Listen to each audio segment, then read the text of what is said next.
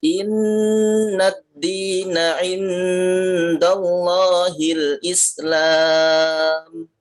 Wa makhtalafal ladzina utul kitaba illa min ba'di ma ja'ahumul ilmu baghyan bainahum. Wa man yakfur bi ayatillahi fa innallaha sari'ul hisab. Fa in hajjuka faqul aslamtu wajhiya lillahi wa man ittaba'an. Wa qul lil ladzina utul kitaba wal ummiyina aslamtum fa in aslamu faqad ihtadaw wa in tawallaw fa innama 'alaikal balagh wallahu basirum bil ibad. Sadaqallahul azim.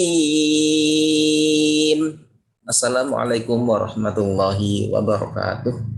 Waalaikumsalam warahmatullahi wabarakatuh. Baik, terima kasih Ustadz Huda kami sampaikan. Menginjak acara berikutnya, kegiatan berikutnya adalah sambutan dari Bapak Kepala Sekolah SD Al-Husnah 2 Surabaya kepada Ustadz Mizan, kami persilahkan.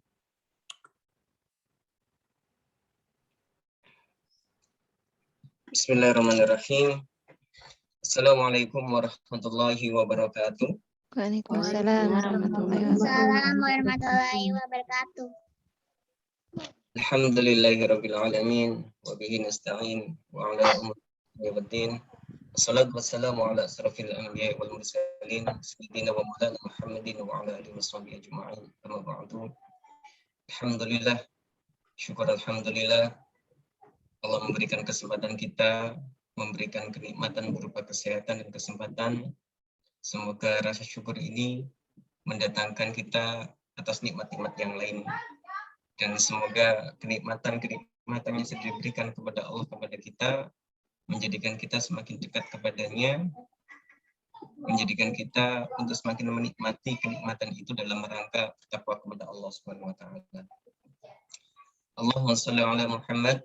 Salawat serta salam mari senantiasa kita ucapkan sebagai bentuk kecintaan kita kepada Nabi Allah Muhammad SAW dan sebagai sebuah harapan kelak di akhirat kita mendapatkan syafaatnya di dunia ini dalam kehidupan kita. Semoga kita, keluarga kita, anak-anak kita benar-benar menjadikan beliau sebagai teladan untuk senantiasa berusaha semaksimal mungkin melaksanakan sebagaimana apa yang sudah pernah dilaksanakan.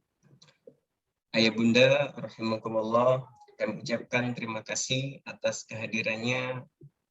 Terima kasih kepada Dr. Zain juga yang sudah menyempatkan waktunya, luar biasa sibuknya. Dan alhamdulillah masih berkenan hadir di tengah-tengah kita untuk bisa memberikan samudera ilmu tentang kesehatan kepada kita semua. Dan kami ucapkan juga terima kasih kepada Ustadz-Ustadzah yang sudah menyiapkan agenda pada pagi hari ini. Dalam kesempatan ini saya menyampaikan beberapa hal ayah bunda. Yang pertama adalah mengenai PTM terbatas, bahwa untuk melaksanakan PTM terbatas secara menyeluruh, kami masih juga menunggu instruksi dari Dinas Pendidikan Surabaya. Jadi mohon ditunggu informasi dari kami kapan akan dilaksanakan PTM terbatas secara menyeluruh. Kenapa PTM terbatas tapi menyeluruh? Ya, terbatasnya karena memang tidak bisa mendatangkan semua siswa 100% dan menyeluruhnya untuk semua kelas dari jenjang atas sampai jenjang bawah.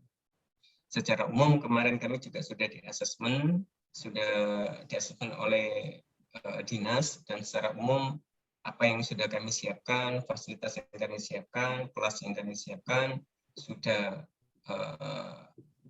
dikatakan sangat layak untuk melaksanakan PTM terbatas.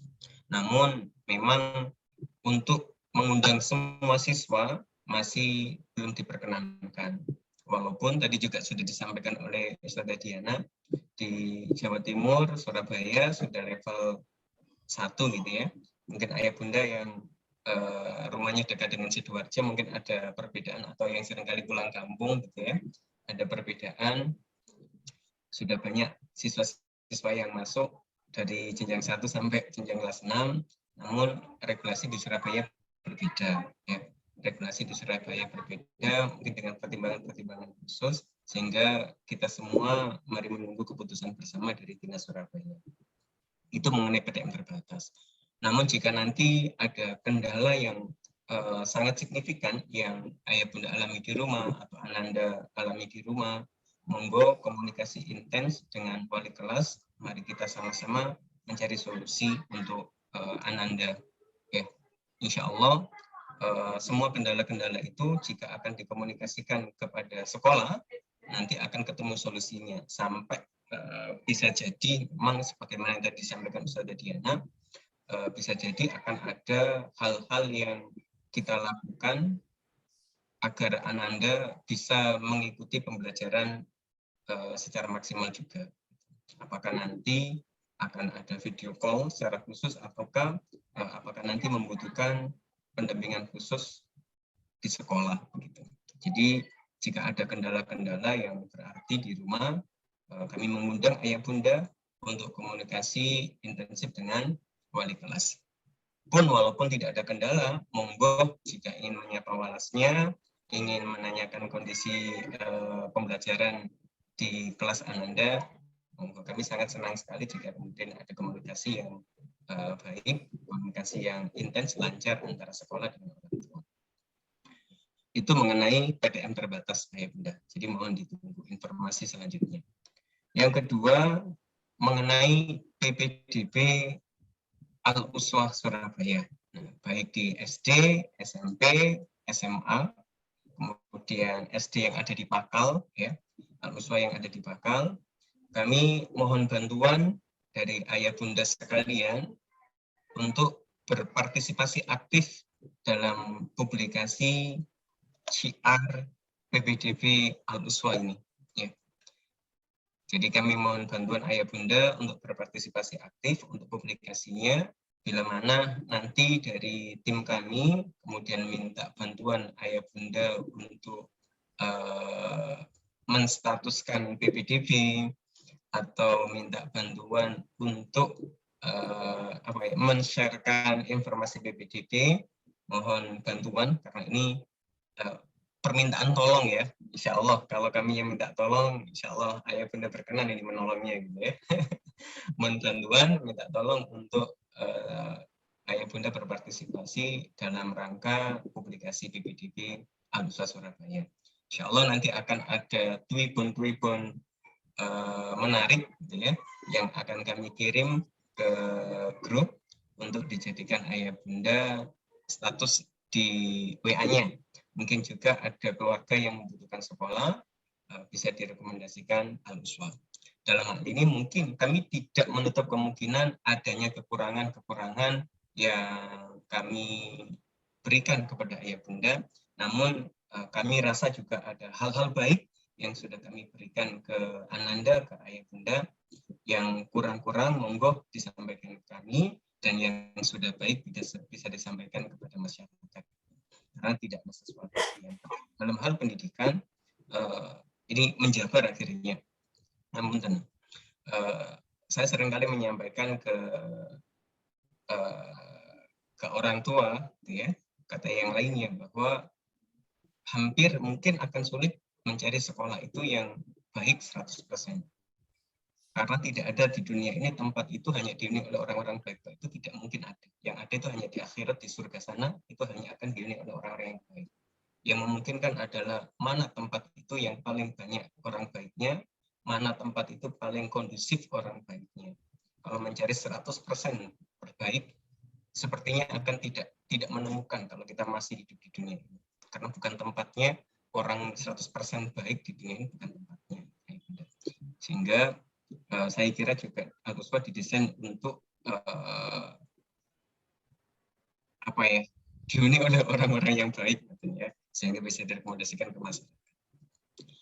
Yang ketiga, yang terakhir, bahwa kegiatan hari ini dalam rangka menyiapkan PTM terbatas untuk menjaga kita semua agar tetap aman, sehat, dan selamat. Dan kesempatan hari ini saya juga ingin menyampaikan, saling mengingatkan Ibunda bahwa keselamatan fisik kita, keselamatan kesehatan kita itu penting. Tapi yang paling penting, yang paling harus kita jaga adalah keselamatan di mata Allah. Keselamatan kemudian nanti kita tidak ada. Itu adalah keselamatan yang hakiki. Keselamatan yang tidak bisa kita ubah lagi. Ya, kalau kita selamat dari musibah, kalau ada teman kita yang kemudian sakit, kita tidak. Kalau kita terhindar dari hal-hal yang tidak enak dilihat orang, mungkin orang akan mengatakan kita selamat. Namun pada dasarnya keselamatan adalah bagaimana kita di hadapan Allah. Itulah keselamatan yang hakiki. Maka saya mengajak diri saya, mengajak para ustadz-ustadz semua, mengajak ayah bunda di rumah, untuk kita memposisikan keselamatan di mata Allah ini menjadi keselamatan yang utama. Untuk menjaga diri kita, keluarga kita, anak-anak kita di mata Allah menjadi pribadi yang berusaha untuk selamat ketika nanti di akhirat. Wallahu a'lam bishawab. Itu yang bisa saya sampaikan ayah bunda. Terima kasih atas kehadirannya. Mohon bantuan atas PPDB-nya dan mohon ditunggu atas informasi PTM terbatasnya. Assalamualaikum warahmatullahi wabarakatuh. Waalaikumsalam warahmatullahi wabarakatuh. Baik, terima kasih kami sampaikan kepada Ustadz Mizan untuk arahannya. Ayah bunda, seperti yang disampaikan oleh Ustadz Mizan tadi, kami sangat memohon bantuan dari ayah bunda untuk ikut menyebarluaskan syiar tentang SD Al-Uswah 2. Mungkin jika ada hal-hal yang baik yang ayah bunda rasakan begitu bisa disebarluaskan. Tapi kalau misalkan ada kekurangan dari kami, mohon disampaikan kepada kami supaya kami bisa mengevaluasi diri dan bisa lebih memperbaiki lagi sesuai dengan harapan ayah bunda. Nah, mungkin ayah bunda bisa cek di chat ya. Di situ ada link Twibbon, mungkin bisa digunakan dan insya Allah para awales juga akan share juga link Twibbon ini di grup kelasnya masing-masing. Baik, sebelum kita ke kegiatan utama, sebelumnya saya ingin menyapa dulu ya bagaimana semangatnya ayah bunda dan juga semangatnya anak-anak yang mungkin juga ikut dalam kegiatan parenting karena tidak sabar untuk bisa bertemu dengan teman-temannya belajar di sekolah. Oke, baik. Sebelumnya saya ingin bertanya, bagaimana kabarnya pagi ini?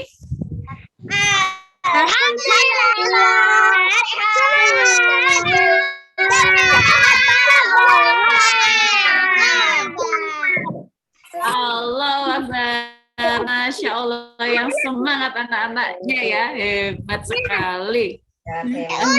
Ayah bunda juga tidak boleh kalah dengan semangatnya anak-anak.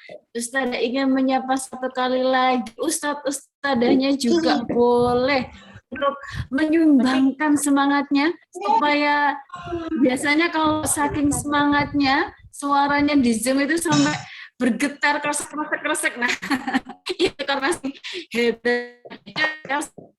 Tanya sekali lagi, bagaimana kabarnya pagi hari ini? Alhamdulillah sehat, semangat,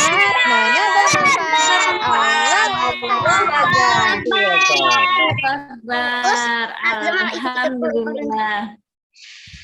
Ya, alhamdulillah. Semoga Allah senantiasa memberikan kesehatan kepada kita semua, supaya kita bisa bersemangat dan menebarkan manfaat kebaikan untuk orang lain. Insya Allah. Allahu Akbar. Baik, langsung saja menginjak pada acara inti, yakni parenting persiapan sekolah di masa pandemi bersama Dr. Zain Budi. Kami persilahkan. Baik, jazakumullah, Ustazah Diana. Saya mohon izin untuk share screen.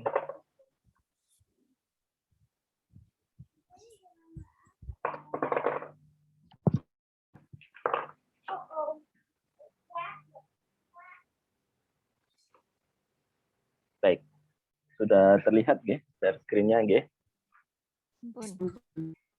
Baik, ya. Bismillahirrahmanirrahim. Assalamualaikum warahmatullahi wabarakatuh. Waalaikumsalam warahmatullahi wabarakatuh. Alhamdulillahirrahmanirrahim. Nahmadu wa nasta'in wa astaghfiruhu wa na'udzu billahi min syururi anfusina wa min sayyiati a'malina. May yahdihillahu fala mudilla lahu wa may yudlil fala hadiya lahu. Asyhadu an la ilaha illallah wa asyhadu anna Muhammadan abduhu wa rasuluhu la nabiyya ba'dah.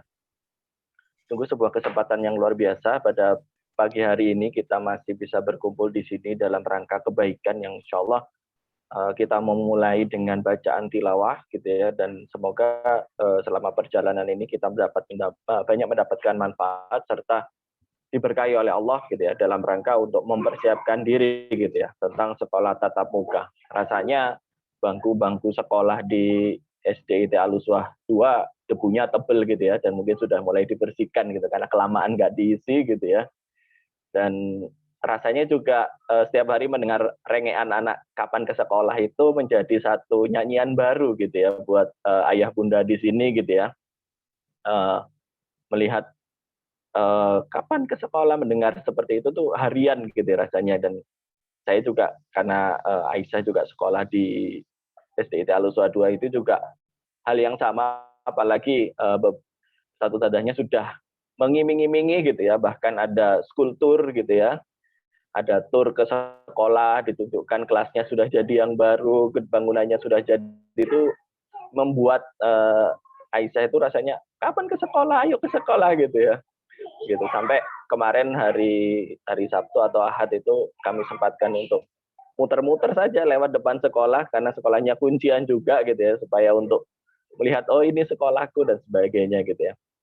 Nah, ala kulihal, tapi memang kondisi saat ini juga masih belum benar-benar bisa diprediksi gitu ya, walaupun pada beberapa hari terakhir kita banyak mendapatkan berita positif tentang perkembangan COVID-19 di Indonesia, khususnya di area Jawa Timur dan Surabaya. Baik, mungkin sedikit memperkenalkan diri, saya Zain Budi Sultoni, saya adalah seorang psikiater gitu ya. Walaupun punya hobi lain, graphic designer dan fotografis, dan saya juga merupakan ayah dari Aisyah dari kelas 2 Umar gitu ya. Mungkin di sini tadi ada Mbak Nadia, ada Mbak Numa, ada Mbak Zara gitu ya. Yang Mbak Zara katanya pengen jadi dokter anak gitu ya. Siap gitu ya. Semoga tercapai gitu ya Mbak Zahra ya. Amin. Oke. Baik, ada beberapa yang akan saya bahas sedikit gitu ya tentang hari ini gitu ya. Kok jadi banyak ya? Jadi tentang COVID-19 terkini, kemudian status level PPKM kita gitu ya, mengenal COVID-19 varian Delta gitu ya.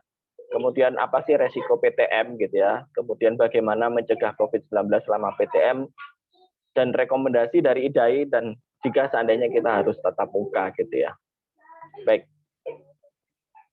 Saya ingin mengawali dengan sebuah nasihat gitu ya, karena tadi Ustadz Mizan juga mengingatkan ada keselamatan yang jauh lebih penting daripada keselamatan secara fisik dan secara psikis gitu bagi kita dan anak-anak kita, yaitu keselamatan di mata Allah gitu ya.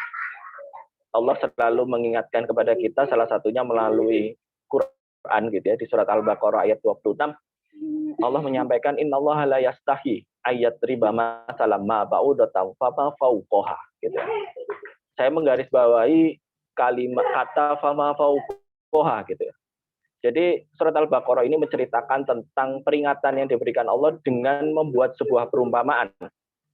Bahwa Allah pernah membuat perumpamaan berupa nyamuk gitu ya. Tapi Allah juga bisa membuat sebuah perumpamaan yang kata Allah fama fauqaha, yang bahkan lebih kecil daripada nyamuk gitu ya. Kalau nyamuk saja kita masih bisa melihat secara kasat mata gitu. Tapi Allah ingin mengingatkan kepada kita bahwa ada hal-hal yang mungkin bahkan tidak kasat oleh mata kita gitu. Yang disebut oleh Allah perumpamaannya sebagai fama fauqoha, yang lebih rendah daripada nyamuk. Ini bisa dimaknai lebih kecil secara fisik ukurannya gitu ya, atau yang lebih rendah, lebih hina daripada nyamuk gitu ya. Kalau nyamuk itu masih mungkin beberapa mengatakan masih memberikan manfaat, walaupun virus gitu ya dihadirkan Allah ke dunia itu dengan ukuran yang lebih kecil juga memberikan manfaat yang jauh lebih luar biasa gitu ya.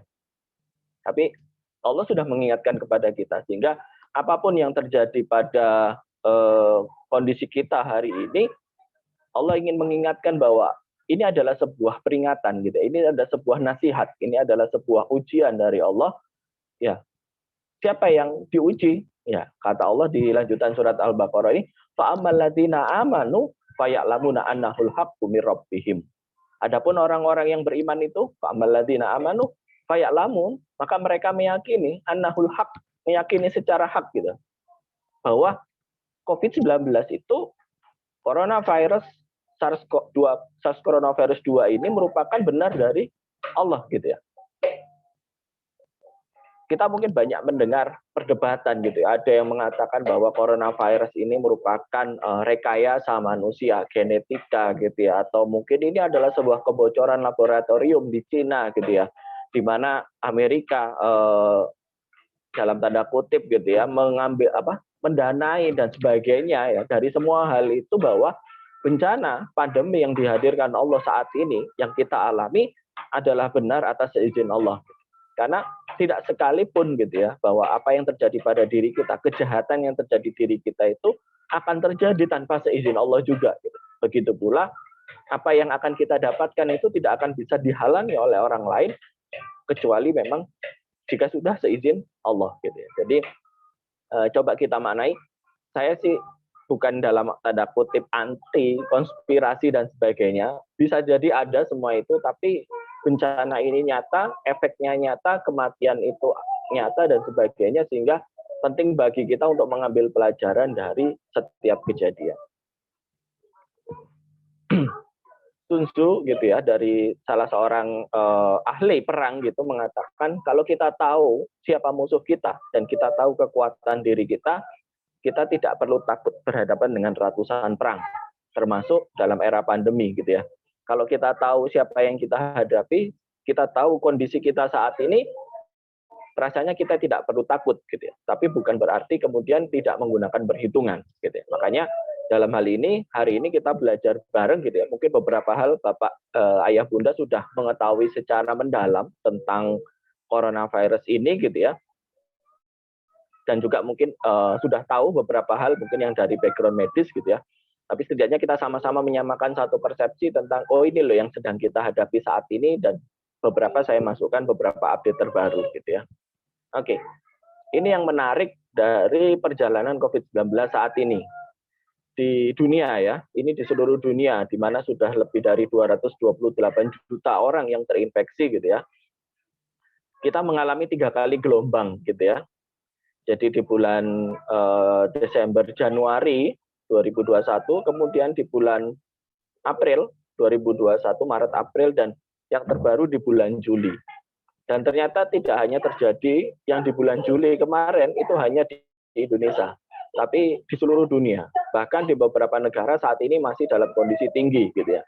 Mungkin kita mendengar berita juga bahwa banyak yang bertanya-tanya kenapa kok COVID-19 di Indonesia itu turun begitu cepat gitu ya. Seperti itu. Karena seluruh dunia menghadapi hal yang sama gitu ya. Mereka yang kemudian sempat membuka beraktivitas normal kembali menutup gitu ya. Kemudian mereka yang sudah beberapa negara kita melihat lepas masker dan sebagainya, mereka juga mengalami badai yang sama untuk ketiga kalinya gitu ya. Bahkan di beberapa negara seperti Italia, kemudian Amerika itu juga menghadapi badai yang tidak mudah. Dan di semua negara itu ada orang-orang yang kemudian dan pro dan kontra terhadap pandemi ini. Ada kelompok yang kemudian pro bahwa harus menggunakan masker, harus mentaati protokol kesehatan, dan banyak juga orang-orang yang dalam tanda kutip kontra gitu ya, yang mereka juga berpendapat bahwa ini semua konspirasi dan bisnis belaka gitu ya. Oke, jadi kalau ada kita temui orang-orang seperti itu tidak hanya di Indonesia atau tidak hanya di sekitar kita, tapi di seluruh dunia itu ada. Dan ini yang menjadi permasalahan sehingga menyebabkan salah satu menjadi penyebab kenapa pandemi ini juga sulit untuk diakhiri, tidak hanya di Indonesia tapi di seluruh dunia. Ya, ini beberapa data terbaru gitu ya. Kita lihat India new case-nya sudah meningkat lagi sampai 42.000, Inggris 38.000, Malaysia, Rusia, Thailand, Filipina, ya, Indonesia sudah berhasil menekan di angka sekitar 6.700 dan baru-baru terakhir sekitar angka 3.000 gitu ya. Tuh. Nah, ini update di Indonesia per kemarin hari Kamis ya, saya update hari Kamis gitu ya.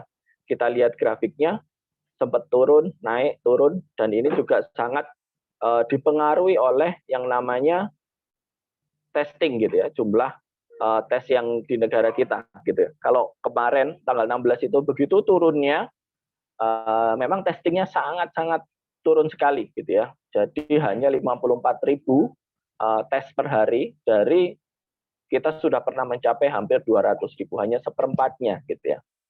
Tapi penurunan kasusnya juga tidak terlalu signifikan gitu ya. Dari 3.900 menjadi 3.100. Yang ini menyebabkan positivity rate-nya masih tinggi gitu ya. Positivity rate-nya masih di angka 5,7% seperti itu. Nah, ini untuk Jatim, ya Jatim cukup konsisten gitu ya di Jawa Timur dengan angka sekitar 250 sampai 300 kasus baru per hari gitu ya. Tapi tidak pernah disebutkan berapa jumlah testing di Jawa Timur dalam satu harinya gitu ya, termasuk di Surabaya. Oke. 14 September Bu Khofifah mengemukakan bahwa Jawa Timur termasuk assessment level 1 ya untuk situasi COVID-19 berdasarkan tingkat kasus konfirmasi, tingkat rawat inap di RS, di rumah sakit, tingkat kematian, di transmisi di komunitas, kemudian tingkat testing, tingkat tracing yang memadai, tingkat treatment yang memadai, kemudian kapasitas respon yang cukup memadai sehingga asesmen situasinya berada di level 1 gitu ya. Oke. Kemudian juga berdasarkan zona 97,37% daerah di Jawa Timur masuk kok zona kuning berdasarkan peta resiko hanya satu zona merah ya, zona orange gitu ya. Kalau kita lihat ada titik kecil orange gitu ya di bagian bawah itu Kota Blitar gitu ya. Seperti ini ya. Nah, bagaimana Surabaya? Jadi saya menemukan dua hal. Jadi awalnya memang pertemuan hari ini rencananya adalah minggu lalu.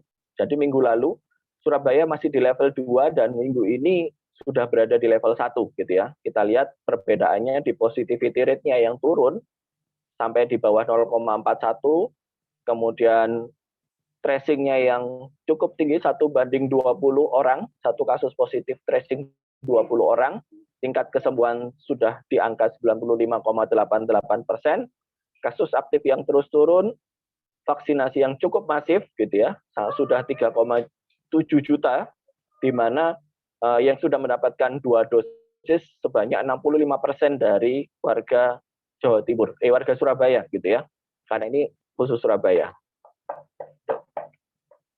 Nah ini tanggal 15 September ya, Surabaya kasus aktifnya bertambah 11, kasus positifnya bertambah 36, tapi masih ada kematian ya. Masih ada kematian di angka sekitar 2 sampai 5 tiap harinya gitu ya. Meskipun BOR gitu ya, bed occupancy rate atau rata-rata yang dirawat di rumah sakit itu sudah di bawah 50% gitu ya.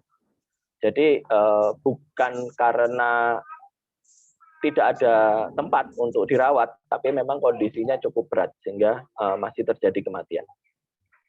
Nah, kenapa kok pandemi ini agak sulit gitu ya? Karena kita tahu ini virus COVID-19 adalah virus jenis RNA, dan muncul satu varian yang cukup menggemparkan dunia, yaitu varian Delta, yang saat ini sudah mulai muncul varian berikutnya, ya, varian Mu, ya, yang di luar negeri.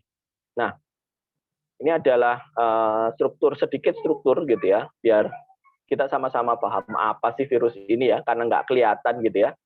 Nah, ini virus RNA gitu ya. Nah, yang menarik dari virus RNA ini adalah bentuknya tidak stabil, ya. Jadi virus ini itu tidak akan hidup kecuali dia di dalam sel inang atau di dalam sel makhluk hidup. Ya. Ketika di luar, dia seperti benda mati. Banyak yang mengatakan bahwa virus itu bukan makhluk hidup, dia seperti partikel. Anehnya, ketika masuk ke dalam tubuh seseorang, virus ini menjadi hidup dan bisa bereproduksi, bisa bertambah banyak dengan bantuan dari tubuh gitu ya. Seperti itu. Nah, karena ketidakstabilan inilah gitu ya, ketidakstabilan ini menyebabkan virus RNA adalah salah satu virus yang paling mudah bermutasi di seluruh dunia. Kalau kita pernah tahu, salah satu bentuk virus RNA yang paling ringan adalah virus influenza, gitu ya, flu, gitu ya, batuk pilek, gitu ya. Penyebabnya adalah virus. Virus RNA itu punya virus influenza itu punya vaksinnya, ya. Cuman ternyata vaksin ini setiap tahun akan diperbarui karena terjadi mutasi. Kapan terjadi mutasi pada virus? Ketika dia masih berpindah tempat dari satu orang ke orang lain, gitu. Jadi dalam prosesnya gitu ya, saat virus ini menggandakan diri, ya, kalau ibarat kita punya kertas terus kita fotokopi gitu ya, sederhananya gitu ya. Maka ketika terjadi fotokopi itu ada resiko cacat, kan gitu ya. Kalau kita punya satu lembar kertas asli bertanda tangan kita, kemudian kita bawa ke tukang fotokopian, kita fotokopi pertama kali, hasilnya itu masih sangat mirip dengan aslinya. Kemudian hasil fotokopi itu kita fotokopi sekali lagi, gitu ya. Kita fotokopi lagi. Mulai muncul ada bagian-bagian tanda tangan kita yang hilang, entah itu satu titik, atau bahkan ketambahan titik satu karena ternyata pas di fotokopi itu ada debu yang nempel di kacanya mesin fotokopi sehingga tanda tangan kita itu ketambahan ada item-item kecil. Nah, hasil fotokopi itu kita fotokopi ulang dan begitu seterusnya. Pada di suatu titik kita akan melihat bahwa tanda tangan kita mulai berubah. Nah, itulah yang disebut proses mutasi dari sebuah virus gitu ya. Jadi kapan mutasi virus ini terjadi? Selama dia masih menyebar, selama dia masih berpindah dari satu inang ke inang yang lainnya gitu. Jadi kapan dia akan berhenti? Ketika penyebaran itu berhenti gitu. Sehingga penting bagi kita untuk menghentikan penyebaran ini. Kenapa pemerintah mengeluarkan PPKM? Kenapa dulu pemerintah mengeluarkan PSBB darurat dan sebagainya? Tujuannya sebenarnya satu gitu ya, untuk menghentikan penyebaran virus ini. Selain menyelamatkan adalah mencegah munculnya varian-varian baru yang ternyata beberapa varian baru turunan dari virus aslinya itu bahkan lebih berbahaya daripada virus aslinya. Bisa nggak sih mutasi ini kita cegah atau kita kendalikan? Jawabannya tidak, gitu ya. Tidak ada satupun ilmuwan saat ini yang bisa mengendalikan mutasi sebuah virus. Virus, kamu jangan mutasi, gitu ya. Nggak bisa, gitu ya. Karena ini sebuah prosedur yang tidak bisa dikendalikan oleh manusia. Siapa yang mengendalikan? Ya, karena kita punya satu keyakinan, maka ya Allah lah sebenarnya yang mengendalikan semua ini, gitu ya. Kenapa virus ini bisa bermutasi? Apakah semua mutasi dari sebuah virus itu berbahaya? Jawabannya tidak, gitu ya. Saat ini ada lebih dari 15 hasil varian virus dan hanya sekitar 3-5 yang dinilai cukup berpengaruh, yang berbahaya. Dan salah satunya adalah varian Delta. Sisanya tidak ada maknanya, tidak ada perubahan, dan ada beberapa virus yang kemudian ketika dia bermutasi justru itu membunuh dirinya sendiri. Oke. Nah, bagaimana virus ini menyebar? Ada dua konsep. Yang pertama, droplet yang melayang-layang di udara, kemudian terhirup, dan melalui benda-benda yang ada di sekitar kita, gitu ya. Jadi, apapun varian virus ini, cara menyebarnya masih sama, cara menularnya masih sama, gitu ya. Sebenarnya berarti cara mencegahnya pun masih sama, gitu ya. Di mana virus ini bekerja di semua organ manusia, gitu ya. Ini untuk mengingatkan bahwa gejala dari virus ini tidak cuma batuk dan sesak, gitu ya. Ada beberapa gejala yang tidak khas dari virus ini, gitu ya. Kalau kita dulu mengenal ada demam, batuk, sesak, gitu ya, dan kehilangan penciuman. Ternyata dalam perkembangannya banyak gejala-gejala varian virus ini yang tidak khas, yang menjadikan virus ini lebih sulit untuk dideteksi pada beberapa orang. Gitu. Tapi biasanya minimal harus ada demam dan gejala pernafasan. Oke, nah apa yang membedakan pada anak? Nah, anak juga gejalanya tidak khas. Ini terkait dengan virus itu sendiri yang bisa menyebar di berbagai organ. Yang kedua adalah cara anak mengekspresikan rasa sakitnya, rasa tidak nyamannya berbeda dengan orang dewasa, dengan ayah bunda sekalian atau kakak-kakaknya yang lebih besar usianya, gitu. Beberapa anak sulit untuk mengekspresikan rasa tidak nyaman, sehingga ada yang hanya diekspresikan dengan bentuk anak ini jadi gampang capek, lebih diem, yang biasanya aktif itu lebih banyak terdiam, gitu ya. Bahkan pada anak yang lebih kecil menjadi tantrum, merengek, gitu ya. Jadi minta ini, minta itu, rewel banget, gitu. Nah, kadang-kala itu merupakan bagian dari ekspresi tidak nyaman dari si anak. Ada anak yang mungkin sudah cukup besar bisa mengekspresikan dengan tiba-tiba ngerasa sakit kepala, gitu ya. Sebenarnya aneh ya, seorang anak itu mengekspresikan sakit kepala, gitu ya. Ada yang mungkin yang dimaknai sebagai tidak suka, gitu ya. Tapi ada yang memang nyeri pada kepalanya, gitu ya. Kemudian demam, sakit tenggorokan, gitu ya, yang masih hampir mirip dengan gejala pada orang dewasa, gitu ya. Dan ada kehilangan nafsu makan, terutama pada bayi, gitu ya. Jadi biasanya suka makan, ya, kemudian menjadi tidak suka makan, gitu ya, menolak ketika diberikan dalam porsi-porsi yang bahkan yang lebih kecil, gitu ya. Oke. Nah, kemudian muncul varian Delta, gitu ya, tahu di bulan April Mei, gitu ya, varian Delta yang kemudian menjadi puncak penyebarannya di bulan Juli di seluruh dunia. Kenapa varian Delta ini menjadi berbahaya? Gitu. Karena dia berperilaku seperti ninja, gitu ya. Jadi varian Delta ini bisa masuk ke tubuh manusia, ya, tanpa bisa dideteksi oleh kita yang sudah pernah divaksin, gitu ya. Nah, ini yang menjadi tantangan juga, gitu ya, bahwa vaksin itu benar nggak sih orang divaksin itu masih bisa sakit, gitu ya. Kalau orang divaksin bisa sakit, ngapain kita vaksin? Nah, gitu ya. Nggak usah vaksinan, ya. Itu konspirasi, gitu ya. Itu bisnis dari pemerintah, gitu ya. Nanti kita akan bisa lihat, gitu ya. Oke. Jadi virus itu bisa bertemu dengan tubuh kita karena adanya lubang kunci. Virus ini sebagai kunci dan tubuh kita sebagai lubang kuncinya. Nah, pada varian Delta ini lubang kuncinya dimodifikasi, gitu ya. Sehingga membuat agak terlambat bagi sistem kekebalan tubuh kita untuk mengenali, oh ini virus, oh ini bukan. Nah, karena lubang kuncinya termodifikasi sedikit. Dia masih tetap bisa masuk lubang kuncinya, tapi tidak dikenali dengan cepat oleh sistem kekebalan tubuh. Sehingga terlanjur menempel dengan tubuh kita, terlanjur masuk ke dalam tubuh kita, baru sistem imun kita kemudian memberikan sebuah alarm, gitu ya. Jadi vaksin itu tidak 100% mencegah virus itu masuk ke dalam tubuh. Salah satunya karena adanya varian.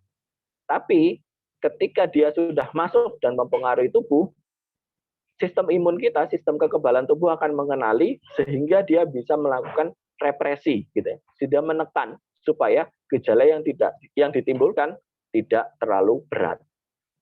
Nah, itu yang menyebabkan meskipun vaksin itu tidak 100% menghalangi virus masuk, tapi vaksin itu terbukti mengurangi gejala yang lebih berat yang muncul dalam pada seseorang gitu ya. Dan capaian vaksin yang begitu tinggi di negara kita gitu ya, yang agak berbeda ketika India menghadapi gelombang keduanya yang kita lihat sampai banyak jenazah yang bergeletakan gitu ya ketika India diserang di bulan April Mei itu ya. Kenapa di Indonesia agak berbeda? Karena capaian vaksin kita jauh lebih besar. Pada saat itu capaian vaksin di India masih lebih rendah daripada di Indonesia ya. Virus ini masuk, akhirnya infeksi yang ditimbulkan, gejala yang ditimbulkan jauh lebih berat. Nah, ternyata setelah bulan Juli itu banyak dilakukan penelitian, termasuk di Indonesia, di Amerika, di Eropa, gitu ya. Mereka kemudian yang belum pernah divaksin sama sekali, itu yang kemudian gejalanya lebih berat dan menimbulkan lebih banyak kematian. Gitu.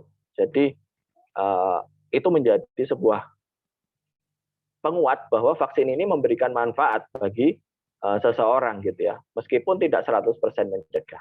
Nah ini, jadi viral load dari infeksi varian Delta pada saat terdiagnosis itu bahkan lebih tinggi jumlah virusnya di dalam tubuh, gitu ya.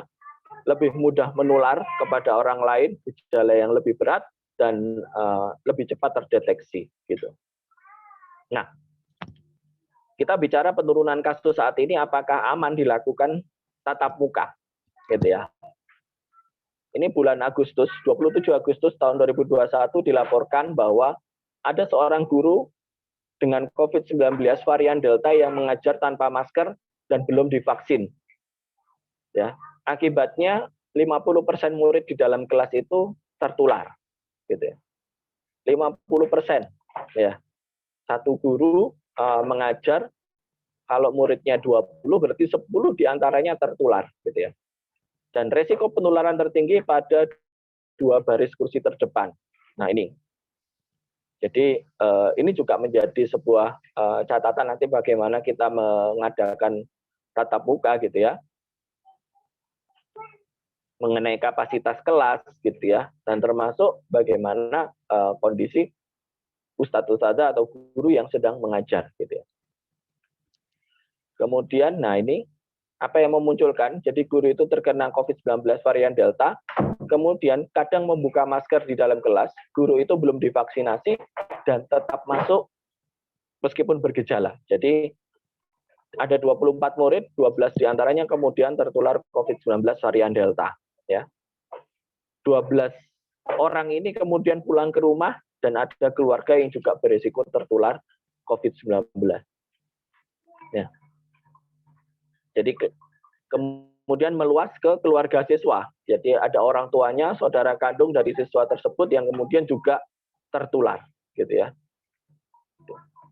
Di Cina, ya, bulan September kemarin, tanggal 14 September, sebuah berita di Detik dikatakan varian Delta menginfeksi lebih dari 36 murid di Cina. Ya. Unik karena Cina ini yang mendeklarasikan pertama kali, terutama di Wuhan-nya, bebas corona, gitu ya. Akhirnya mereka karena varian Delta bermasalah lagi, gitu ya. Gitu. Jadi 36 murid terinfeksi di sebuah sekolah, akhirnya sekolah tersebut ditutup, ya, untuk beberapa waktu. Bagaimana di Indonesia? Kasus positif COVID-19 anak Indonesia naik 2%. Ini menjadi catatan, ya.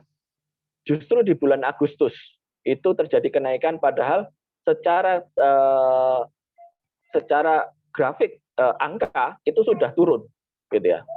Kalau kita lihat tadi, mulai bulan Agustus awal itu kasusnya mulai turun sampai di akhir Agustus. Tapi ternyata kasus infeksi pada anak naik 2%, gitu ya. Seperti itu. Kenapa? Karena ternyata banyak guru yang kemudian masih kurang taat terhadap protokol kesehatan, penggunaan masker di dalam kelas.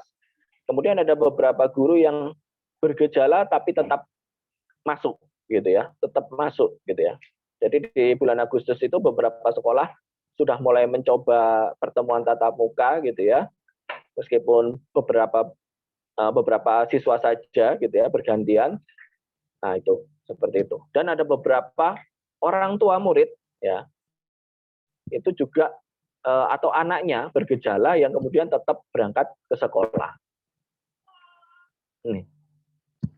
Ini 5 September, guru siswa pakai masker di dagu, sekolah tatap muka di SD Jagakarsa, Jakarta dihentikan. Ya. Jadi bulan September, Jakarta DKI memulai dengan percobaan tatap muka, ternyata ditemukan ada guru atau siswa pakai masker di dagu. Gitu ya. Kemudian sekolah tatap muka ini dihentikan. Gitu ya. Di Padang, bulan September juga tanggal 11, ya, muncul klaster sekolah di Padang Panjang di mana menggelar PTM 54 siswa SMA Negeri 1 Padang Panjang positif COVID-19. Gitu ya. Wah, ini saya nanti dimarahin sama pihak sekolah ini. Ini kok jadi makin nakut-nakutin ini, nggak jadi nanti PTM-nya gitu. Ayah bunda makin khawatir gitu ya. Jadi nggak ya PTM ini nantinya.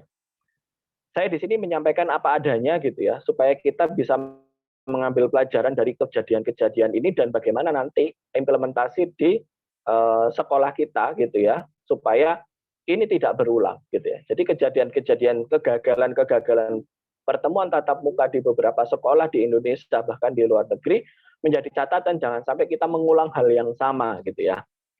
Jadi bukan nakut-nakutin gitu ya. Nah, ini kemudian dari LPS tahun 2020 beliau menyebutkan bagaimana ruangan atau kelas itu berisiko rendah sampai berisiko tinggi gitu ya. Sehingga kita nanti bisa memodifikasi sekolah-sekolah kita, kelas-kelas kita supaya kita masuk dalam kategori risiko rendah. Ingat, risiko rendah bukan berarti tidak terjadi penularan, masih berisiko terjadi penularan. Nah, bila ruangan memiliki ventilasi yang terbuka lebar semuanya, kalaupun seorang guru itu positif, ya, seorang guru itu positif, maka risikonya adalah 1 dari 20 orang, ya, atau sekitar 4%. Ya, sekitar 4% siswa akan positif setelah 1 jam. Nih, jadi kalau seluruh kelas sudah dibuka, udara bebas, gitu ya, ada 24 murid, ya, 24 murid, gitu ya, maka ada 1 murid yang akan positif kalau gurunya positif. Dan guru ini sudah memakai masker. Ya. Sangat rendah. Ya. Seandainya guru ini negatif, ya berarti aman kelas ini. Atau seandainya ada seorang siswa yang positif di kelas itu, resikonya masih 4%. Ya. Nah, risiko akan menjadi naik apabila seorang guru itu positif, gitu ya, kemudian ruangannya tertutup. Maka setelah 1 jam, 20% dari siswa positif. Dan acak, tidak bisa terprediksi. Memang lebih sering adalah yang berada di bagian paling depan, walaupun itu tidak selalu dominan. Nah, ini ya. Jadi 1 orang pasien di dalam ruangan tersebut, gitu ya, terutama gurunya mengajar, ruangan tertutup, maka resikonya adalah 20%. Risiko naik ketika kelas berlangsung selama 2 jam tanpa protokol kesehatan. Di ruang tertutup, tanpa masker, dan sirkulasi udara yang buruk. Maka 50% siswa akan terinfeksi. Nah, ini kejadian di Amerika. Ya, tadi kasusnya. Ya. Jadi, hanya butuh 2 jam untuk menginfeksi 50% murid yang ada di kelas tersebut. Oke. Nah, resiko tertinggi adalah, nah ini, paling tinggi adalah bila guru sakit, ya, kemudian kelas dengan 24 siswa dan tidak ada ventilasi sama sekali. Ya. Jadi, ini menjadi catatan bagaimana kita memodifikasi kelas dan memastikan bahwa mengusahakan bahwa setiap orang di dalam kelas itu dalam kondisi sehat untuk mencegah ini semua. Jadi bagaimana mencegah COVID-19? Nah, Allah mengingatkan kita di surat Al-Maidah ayat 32, "Wa man ahyaha fa'ka'annama ahyan nasa jami'an," kata Allah. Dan barang siapa yang memelihara kehidupan seorang manusia, maka seolah-olah dia telah memelihara kehidupan seluruh umat manusia. Ini menjadi pengingat kepatuhan kita kepada protokol kesehatan itu bukan untuk diri kita sendiri, gitu ya. Bukan untuk anak kita sendiri, gitu. Tapi kepatuhan kita terhadap protokol kesehatan itu juga dalam rangka melindungi seluruh umat manusia. Dan ini menjadi perintah Allah SWT di surat Al-Maidah ayat 32. Artinya apa? Saya memahami dan saya kemudian meyakini bahwa ketika kita kemudian abai terhadap protokol kesehatan, gitu ya, mungkin tidak ada orang yang melihat, gitu ya, atau orang-orang sebelah dia juga sama-sama nggak pakai masker, ngapain aku pakai masker? Ya, ini adalah satu bentuk bagaimana kita meyakini perintah-perintah Allah di dalam Al-Quran. Gitu. Kalau kembali tadi bagaimana Ustadz Nizan mengingatkan kepada kita bahwa kepatuhan, jangan-jangan kepatuhan kita menggunakan masker ketika berada di luar rumah, itu bisa menjadi sebuah penyebab kita masuk surga. Itu bisa menjadi sebuah penyebab bagaimana kemudian kita akan aman di mata Allah SWT. Gitu ya. Walaupun bisa jadi ketika kita pakai masker, kita patuh protokol kesehatan, tapi Allah masih menghadirkan sakit di dalam diri kita atau keluarga kita. Ya. Itu di luar kuasa kita. Tapi setidaknya usaha kita itu adalah bagian dari menjalankan perintah Allah dan menyelamatkan kita di hadapan Allah SWT. Nah, jadi bagaimana menghentikan pandemi ini, maka ada sebuah teori yang dinamakan Swiss Cheese Respiratory Pandemic Defense, di mana ada tanggung jawab personal dan ada tanggung jawab bersama, gitu ya. Penggunaan masker, menjaga hand hygiene, bagaimana etika batuk, gitu ya, menjaga jarak dan tetap di rumah ketika sakit, itu adalah tanggung jawab kita sebagai personal, ya. Jadi kalau kita sebagai orang tua, pastikan dulu anak kita dalam kondisi sehat. Oh, kayaknya anakku lagi batuk. Oh, semalam demam, gitu ya. Walaupun anak kita nggak pernah keluar rumah, gitu ya. Oh, anak saya tadi malam kok demam. Oh, Kak Popo, ngarek gak tahu metu omah ya. Tapi ini tanggung jawab kita sebagai personal. Kalau dia ada gejala, meskipun belum tentu bahwa dia sakit COVID, ini bisa menjadi sebuah, oke lah, jangan ke sekolah dulu ya nak, gitu ya. Kamu sehat dulu, nanti kalau sehat, nanti dijadwalkan kembali untuk pertemuan tatap muka. Ini bagian dari tanggung jawab kita secara personal, gitu. Kemudian bagaimana kita mengajarkan kepada anak untuk terbiasa menggunakan masker, gitu ya. Karena tidak mudah, jelas tidak mudah, gitu ya. Bayangkan, yang dewasa saja kita sudah menjalani pandemi ini sekitar 15 bulan, gitu ya. 15 sampai 18 bulan ya, bulan Maret, April, Mei, Juni, Juli, Agustus, 18 bulan. Ya, mulai bulan Maret 2020 sampai bulan September 18 September 2021, 18 bulan kita menjalani pandemi ini, kenyataannya sulit bagi beberapa orang kemudian untuk menggunakan masker saat di luar rumah, gitu ya. Mungkin kita jalan-jalan sedikit ke warkop di dekat rumah kita, berapa banyak yang kemudian mereka tetap duduk santai tanpa masker sambil ngopi ya, sambil mabar gitu ya, kalau di warkopan gitu ya. 18 bulan pemerintah mengajarkan kepada kita menggunakan masker gitu ya. Masih sulit bagi kita yang dewasa untuk bisa benar-benar taat menggunakan masker selama di luar rumah.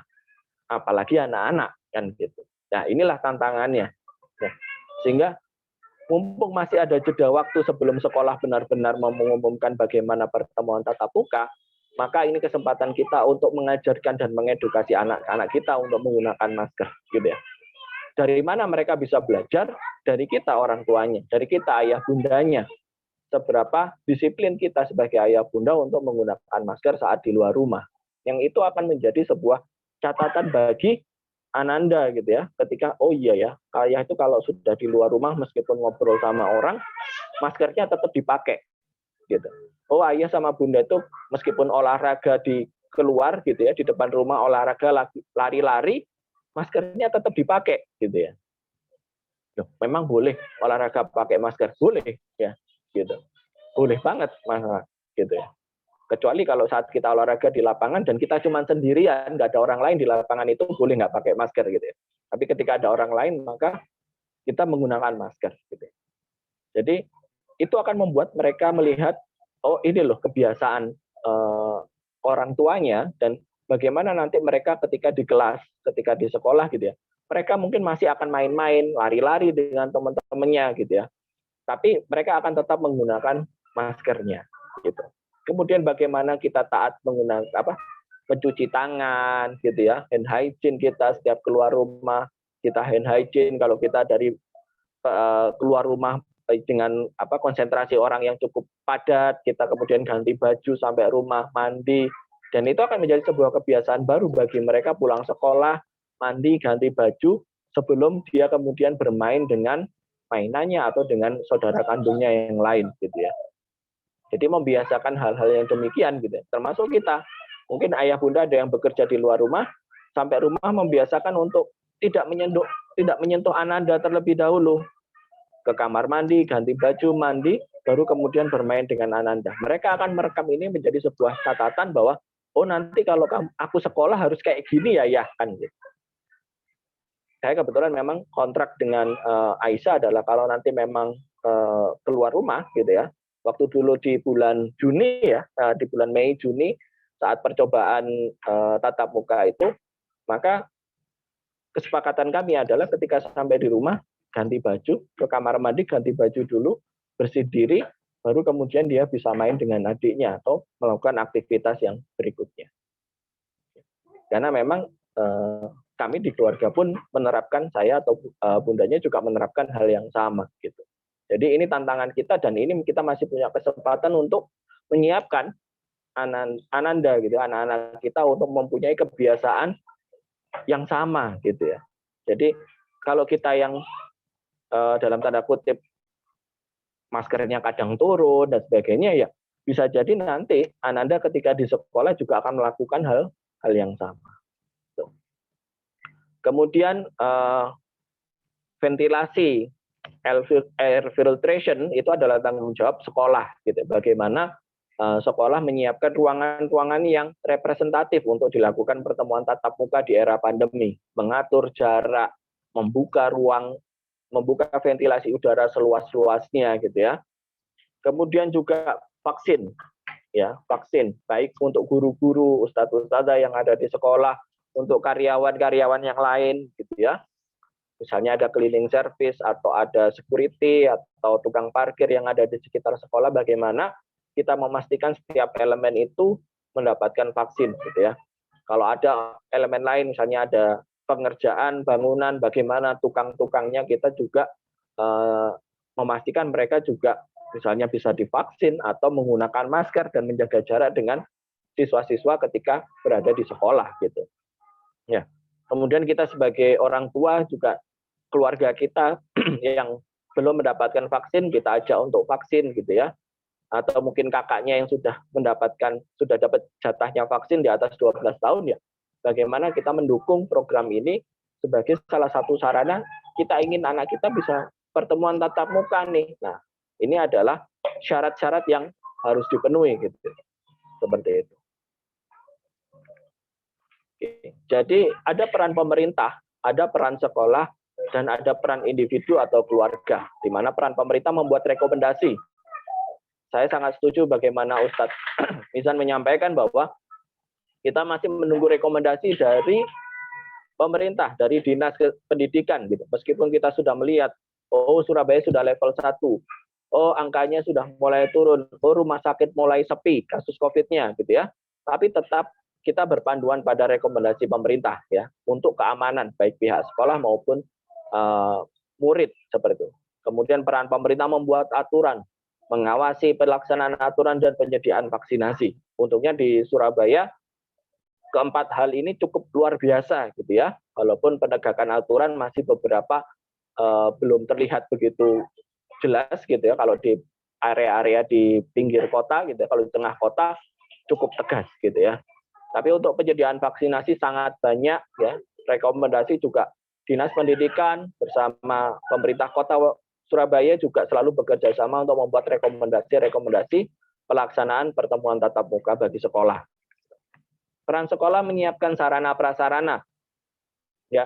Jadi SDIT Al-Ushwa juga sudah sangat mempersiapkan gitu ya, di mana tempat cuci tangan, di mana kemudian letak alkohol yang mudah dijangkau oleh anak ketika dia membutuhkan, menyiapkan ruangan kelas dengan ventilasi yang terbuka, kemudian termasuk menata bangku-bangku sekolah supaya tetap terjaga jarak di dalam kelas seperti itu. Kemudian sekolah juga membuat alur tanggap bencana gitu ya, ketika terjadi kasus misalnya guru habis mengajar pulang demam gitu ya. Bagaimana kemudian sekolah melakukan tracing gitu ya.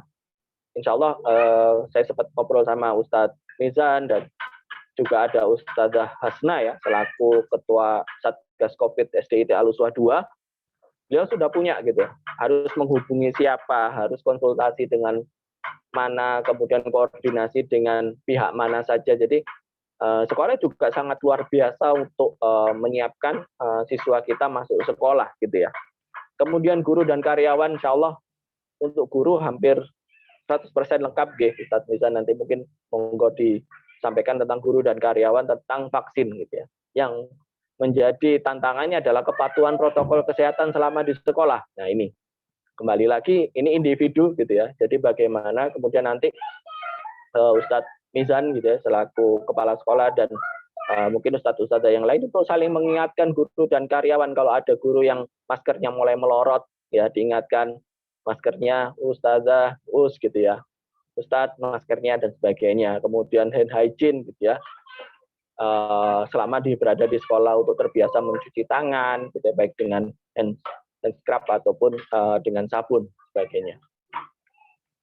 Nah, apa peran kita sebagai individu dan keluarga? Ya, peran terbesarnya adalah bagaimana mengajarkan dan membiasakan protokol kesehatan, mulai dari rumah sebelum Ananda masuk ke sekolah. Kemudian kita juga pengendali PTM bagi sekolah gitu ya. Kita harapannya kita ayah bunda gitu ya, kemudian Ananda, adik-adik kita gitu ya, anak-anak kita ataupun juga melalui komite sekolah juga menjadi satu pengendali gitu ya, PTM bagi sekolah. Jadi ketika kita menjemput Ananda, kemudian kita melihat kok ada ustadzah yang maskernya turun, tapi nggak ada yang mengingatkan, kita boleh untuk mengingatkan. Dan mungkin ini juga catatan bagi pihak sekolah untuk nggak usah merasa, aduh kok ditegur sih, dan sebagainya. Enggak, ini sarana, ini adalah satu usaha bagi kita untuk sama-sama supaya kita bisa menjalani PTM ini dengan baik. Begitu pula sekolah gitu ya, ustadz-ustadzah ketika melihat orang tua datang, ayah bunda datang menjemput anaknya dan maskernya tidak mengenakan masker atau apa, kita ingatkan. Jadi ayah bunda juga tidak usah merasa sakit hati ketika ada ustadz-ustadzah yang kemudian mengingatkan ketika kita menjemput Ananda ke sekolah, kemudian masker kita tidak dipakai dengan sempurna. Gitu. Karena kita sama-sama menjaga supaya kalaupun kita PTM kita aman, kita tidak terjadi gelombang ketiga, gelombang keempat yang menyebabkan sekolah harus ditutup lagi kan gitu. Yang akhirnya nggak selesai urusannya seperti itu. Kemudian membiasakan ketika orang tua mau masuk menjemput, saya masih ingat di depan pintu masuknya SDIT Al-Ushwa 2 itu ada alkohol gitu. Jadi membiasakan cuci tangan dulu gitu ya.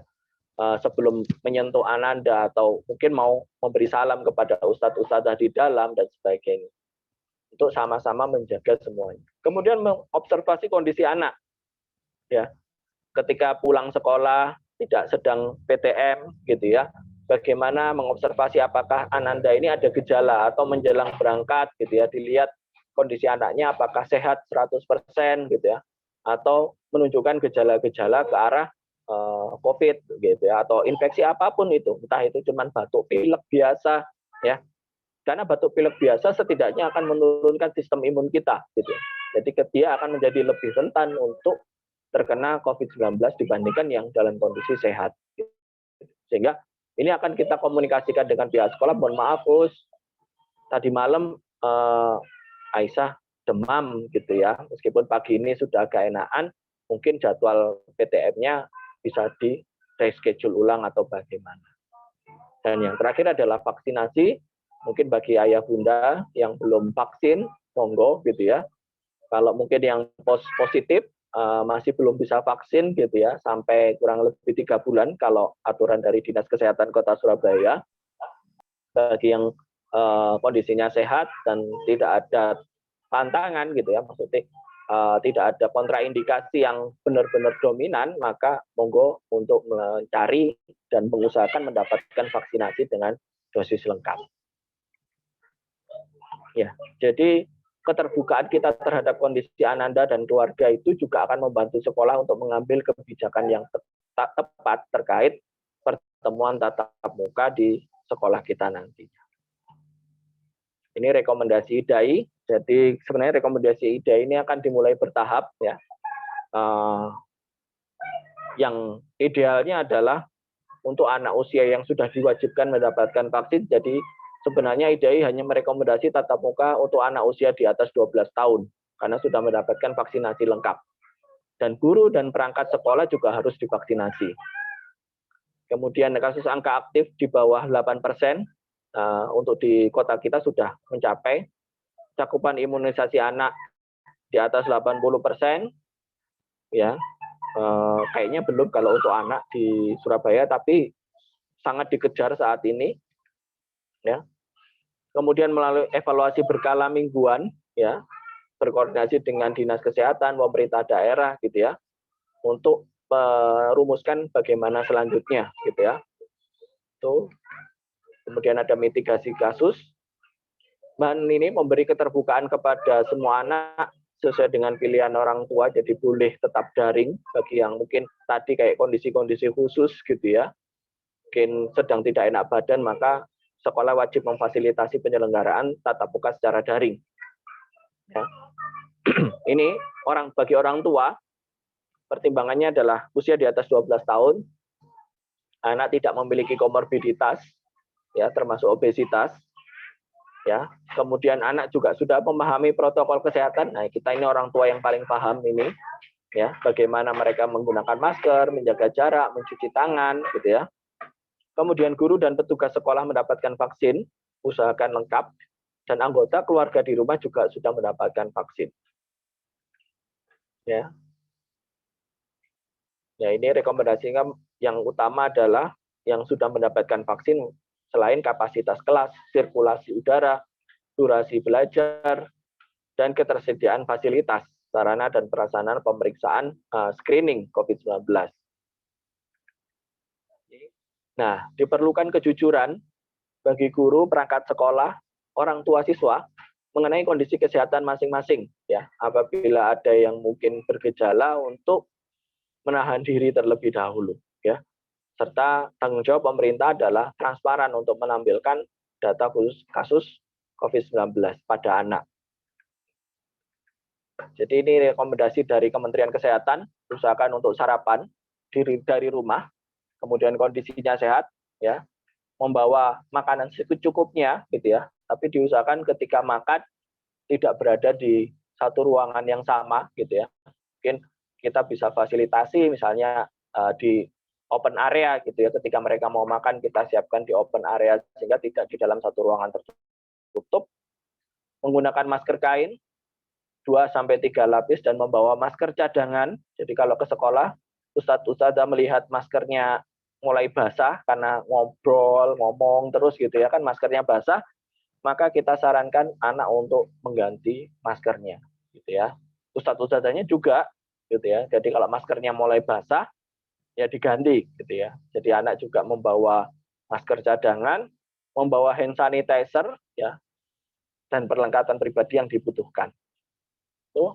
Terus kalau yang menggunakan transportasi umum juga untuk menghindari menyentuh permukaan, tidak menyentuh hidung, mata dan mulut ya, dan menerapkan etika batuk dan bersin setiap waktu. Jadi saat berada di sekolah, mohon para ustadz-ustadzah juga mengingatkan ketika anak bersin, batuk, atau mau menyentuh bagian area wajahnya, terutama hidung, mata, dan mulut, ya, untuk cuci tangan dulu, pakai hand sanitizer, gitu ya. Begitu melihat, ayo cuci tangan dulu, baru nanti mereka membersihkan mungkin kelilipan atau hidungnya gatal dan sebagainya. ya. Jadi pengantaran hanya sampai lokasi dan penjemputan. Kemudian di dalam kelas juga menjaga jarak, ya, alat belajar dan pribadi, ya. Jadi diusahakan untuk tidak saling meminjam. Jadi ustadz-ustadzah juga mengingatkan orang tua wali murid untuk menyiapkan peralatan anak apa saja yang perlu dibawa, seperti itu. Oke. Nah, ini membuka jendela di ruangan sekolah sepanjang hari menurunkan 2-7 kali risiko paparan COVID-19. Ya, semakin banyak jendela yang dibuka, maka risiko paparan akan semakin kecil. Kalau kita mampu gitu ya, menyediakan air purifier dengan HEPA filter di ruangan sekolah, itu akan menurunkan 2,5 sampai 5 kali risiko paparan, ya. Semakin besar air changes-nya, pertukaran sirkulasi udaranya, maka semakin baik. Penggunaan masker itu akan menurunkan 8 kali risiko penurunan, terutama menggunakan masker bedah atau masker medis selama berada di sekolah. Dan kalau kita mengkombinasikan ketiganya, maka bisa menurunkan sampai 30 kali ya paparan COVID-19. Buka jendela, menggunakan air purifier dengan HEPA filter, dan menggunakan masker. Sedangkan protokol lainnya tetap dikerjakan, menjaga jarak, mencuci tangan, vaksinasi, dan testing dan tracing bagi institusi, bagi pemerintah ya tentunya. Oke, insya Allah itu yang bisa saya sampaikan. Ya, jadi meski kita berada di perahu yang berbeda, gitu ya, bisa jadi mungkin beberapa wali murid bisa mendampingi secara 100% gitu ya pembelajaran daring gitu ya, tapi tidak menutup kemungkinan banyak di antara kita yang mungkin kesulitan gitu ya. Tapi kita saat ini berada di dalam badai yang sama. Jadi tapi ini kita bisa melaluinya. Tapi yang dibutuhkan saat ini adalah pengetahuan, kepekaan, dan kepedulian terhadap sesama agar kita bisa menyelesaikan pandemi ini bersama-sama. Wallahu bishawab, saya kembalikan lagi kepada Ustazah Diana. Baik, terima kasih Dr. Zain untuk ilmunya yang disaringkan hari ini. Masya Allah ya Bunda. Pasti ayah Bunda di sini harap-harap cemas ya. Jadi sangat ingin berharap Ananda bisa belajar di sekolah, tapi setelah dipaparkan tadi juga ada kecemasan tersendiri. Apakah sudah siap atau belum seperti itu? Nah, di sini kami memberikan waktu kepada ayah Bunda yang mungkin ingin bertanya kepada Dr. Zain tentang kondisi keluarganya dan bagaimana persiapan Ananda untuk bisa belajar di sekolah ataupun dari apapun yang tadi dipaparkan oleh Dr. Zain, monggo kami persilahkan.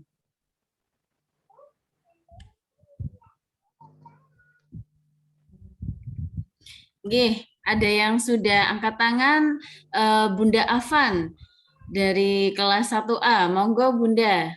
Nggih, matur nuwun Ustazah. Assalamualaikum warahmatullahi wabarakatuh. Waalaikumsalam warahmatullahi wabarakatuh. Terima kasih kesempatan yang diberikan kepada saya. Pertanyaan saya, Dokter, kami sekeluarga ini sudah mengalami COVID-19 ya, LC jadinya, lulusan COVID. Dan qadarullah Afan pun yang anak kami yang kelas 1 ini pun sudah pernah positif dan juga sudah negatif. Pertanyaan saya, peluang untuk Ananda ini ya, itu bagaimana Dok? Maksudnya gini, kalau anak kecil ini rentan untuk bisa terkena lagi itu sampai seperti bagaimana Dok ya? Seperti itu pertanyaan pertama. Kemudian si Ananda ini kan memang sudah mengalami, jadi kalau untuk prokes mungkin insya Allah sih patuh karena memang sudah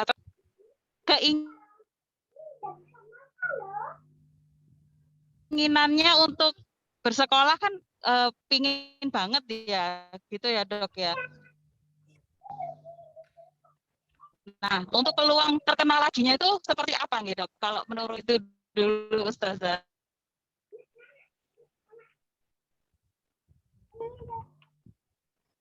Tes. G. Tes.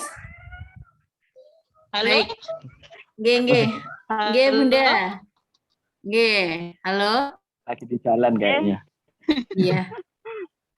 Ngapunten. Iya. Iya. Udah terdengar atau belum ya dok? Oke, terdengar Oke. Bunda. Oh, nggih. Ampun. Terima kasih. Oke. Baik.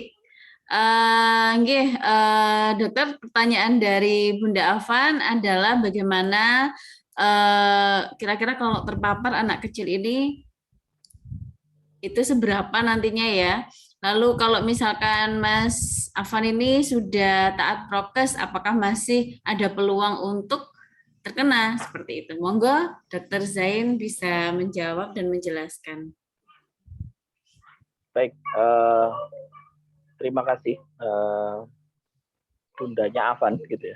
Tadi nggak terdengar namanya atau tidak menyebutkan tadi ya. Miss Linda namanya. Oh, Bu Linda. Miss Linda ya, Miss Linda Oke. dok. Oke, Miss Linda. Oke. Sama, saya juga LC sekeluarga. Jadi bulan Juli itu saya, istri Aisyah itu dan adiknya Arin juga positif. Kita satu keluarga positif. Kemudian yang gejalanya agak berat justru saya gitu ya, yang agak lebih berat dibandingkan yang lainnya, walaupun kita perawatan di rumah semuanya, alhamdulillah. Kemudian yang terakhir ada gejala juga saya, jadi saya gejala itu sampai 1 bulan, akhirnya PCR sampai 2 kali gitu ya, selang 2 minggu baru PCR saya dinyatakan negatif gitu ya. Itu bulan Agustus awal itu PCR saya baru negatif. Jadi habis keluarga juga LC gitu ya, dan saya dan istri kebetulan juga sudah mendapatkan vaksinasi lengkap gitu ya, 2 dosis gitu ya. Saya dosis ketiganya belum karena positif, jadi tidak boleh vaksin dulu sampai 3 bulan ke depan. Nah, apakah kemudian kami yang LC, kita yang LC ini masih bisa positif? Bisa gitu ya, masih bisa gitu ya. Beberapa kawan saya yang sudah pernah positif di bulan Januari, Juni, Januari, Februari, Maret gitu ya. Banyak yang di antara mereka kemudian di bulan Mei itu positif. Bulan Juli itu positif. Bahkan ada satu sahabat saya yang terpaksa sampai menggunakan ventilator gitu ya. Jadi dia sudah vaksin, sudah pernah positif gitu ya. Kemudian di bulan Mei itu terkena dan ternyata gejalanya sangat berat sampai menggunakan ventilator selama 2 minggu. Alhamdulillah beliau masih selamat gitu ya, masih bertahan dan bisa beraktivitas kembali saat ini. Itu juga tidak menutup kemungkinan terhadap anak-anak gitu. Jadi anak-anak juga memiliki resiko yang sama gitu ya, resiko untuk positif lagi ketika mereka sudah pernah gitu ya, sama seperti kita orang dewasa. Ini bisa disebabkan karena beberapa hal. Yang pertama memang adanya varian baru gitu ya, adanya varian baru yang ini beresiko untuk tidak dikenali oleh sistem imun gitu ya. Jadi memang COVID-19 ini unik dan sulit diprediksi gitu ya. Bagi kami yang berada di dunia kesehatan itu, beberapa teman saya yang dokter spesialis paru, dokter spesialis penyakit dalam, mereka juga masih tidak memahami bagaimana COVID-19 ini 100% gitu ya. Bagaimana dia bisa lolos dalam sistem imun kita padahal kita sudah pernah terkena gitu ya. Vaksin yang paling hebat itu adalah vaksin dari infeksinya langsung gitu. Jadi dulu itu akan sangat bersyukur orang-orang yang sudah pernah positif karena dia mendapatkan vaksin yang paling kuat gitu. Dibandingkan vaksin yang ada Sinovac, Moderna, Pfizer, AstraZeneca gitu ya, dan yang baru-baru muncul ini adalah Johnson & Johnson gitu ya. Bukan sampo bayi ya, Johnson & Johnson ya, tapi vaksin ya gitu. Jadi dibandingkan semua vaksin yang ada di dunia itu gitu ya, vaksin yang paling hebat itu adalah virus itu sendiri. Tapi kenyataannya ada beberapa orang yang kemudian sudah pernah terinfeksi langsung, itu bisa terinfeksi lagi. Ada sejawat kami itu yang terinfeksi ke-3 sampai ke-4 kalinya. Bayangkan, 3 kali terinfeksi gitu ya. Jadi teman saya itu di psikiater di RSJ Lawang, dia sudah pernah kena untuk ketiga kalinya, sudah vaksin, sudah 2 kali kena, dan masih kena yang ketiga kalinya. Jadi amazing sekali sebenarnya. Tapi ya, yang sering terjadi adalah resikonya lebih kecil. Okay.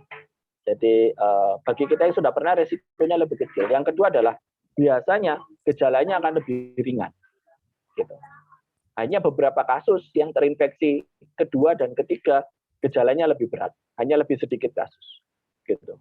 Atau yang sudah pernah vaksin. Ya. Jadi orang yang sudah pernah vaksin itu seperti orang yang sudah pernah terinfeksi. Gitu ya.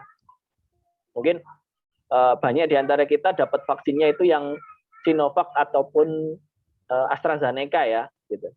Ada mungkin Bapak Ibu yang sudah pernah dapat Moderna, Pfizer atau Johnson & Johnson, itu rasanya nanti kalau habis vaksin itu persis kayak kena COVID. Jadi sakitnya, nyerinya, demamnya itu persis kayak orang kena COVID, gitu ya. Nggak nyaman banget ketika vaksin itu, Moderna, Pfizer dan nanti Johnson & Johnson. Ya. Karena itu mereka dikatakan lebih kuat memang, lebih poten, efikasinya lebih tinggi dibandingkan Sinovac dan AstraZeneca, gitu ya. Itu sekilas tentang beberapa vaksin. Jadi masih mungkin, meskipun resikonya lebih kecil, gitu ya. Resikonya lebih kecil, tapi masih mungkin. Dengan ketaatan terhadap prokes, harapannya adalah itu bisa mencegah jauh lebih banyak, gitu. Jadi ketaatan siswa dengan prokes, kemudian vaksinasi itu menurunkan resiko berkali-kali lipat untuk reinfeksi pada mereka yang pernah terinfeksi COVID-19.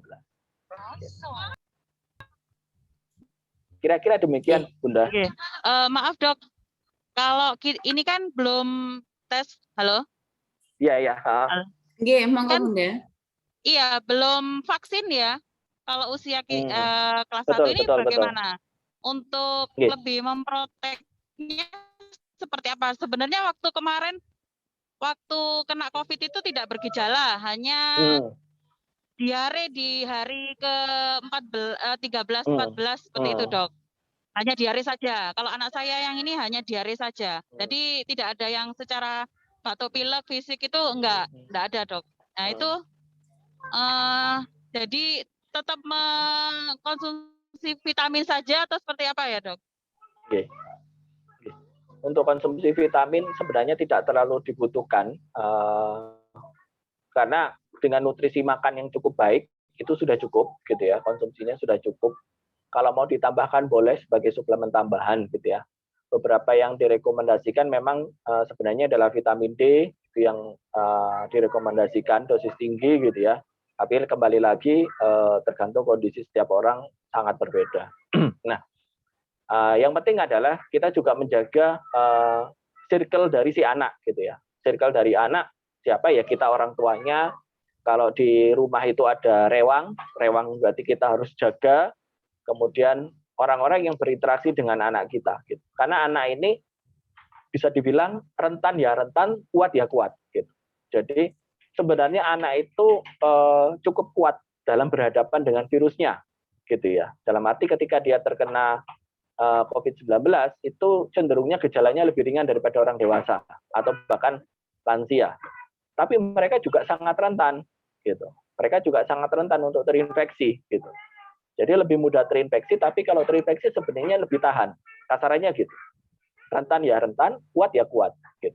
Sehingga yang bisa kita jaga adalah lingkungan sekitar anak. Itu yang utama. Kita orang tuanya, kemudian kalau misalnya sekolah nanti ustadz-ustadzah dan teman-temannya si anak ini. Ya, jadi dengan menjaga lingkungan mereka, harapannya adalah si anak ini lebih aman, gitu. Kalau misalnya antar jemput, yang antar jemput juga kita amankan. Kalau kita sendiri ya sudah nggak masalah sih kan gitu. Kita antar jemput sendiri gitu. Sambil tadi yang bisa dilakukan anak apa? Protokol kesehatannya, penggunaan maskernya, kemudian hand hygiene-nya, etika batuk dan bersihnya, kemudian bersih diri ketika sampai di rumah. Ini adalah satu sarana memproteksi anak. Memang belum bisa vaksinnya, walaupun saat ini sedang uji klinis tahap ketiga untuk vaksin di usia di atas 5 tahun gitu ya. Kita juga berdoa semoga ini lancar uji coba tahap ketiganya, sehingga anak-anak kita yang di usia 5 tahun ke atas juga bisa mendapatkan vaksin yang sama. Kira-kira demikian gitu. Sudah apa? Linda ya. Nggih, matur nuwun, Dok. Insya Allah Kami kalau prokesnya ke anak saya insya Allah patuh ya, karena pengalaman ayahnya sudah tidak bisa bertahan waktu itu, jadi beliau sudah meninggal. Insya Allah kalau untuk prokesnya Ananda insya Allah bisa patuh gitu, Dok. Terima kasih dokter informasinya. Baik, Allah, terima Bunda. kasih Bunda Afan. Baik, Ayah Bunda, untuk berikutnya mungkin ada yang ingin ditanyakan lagi?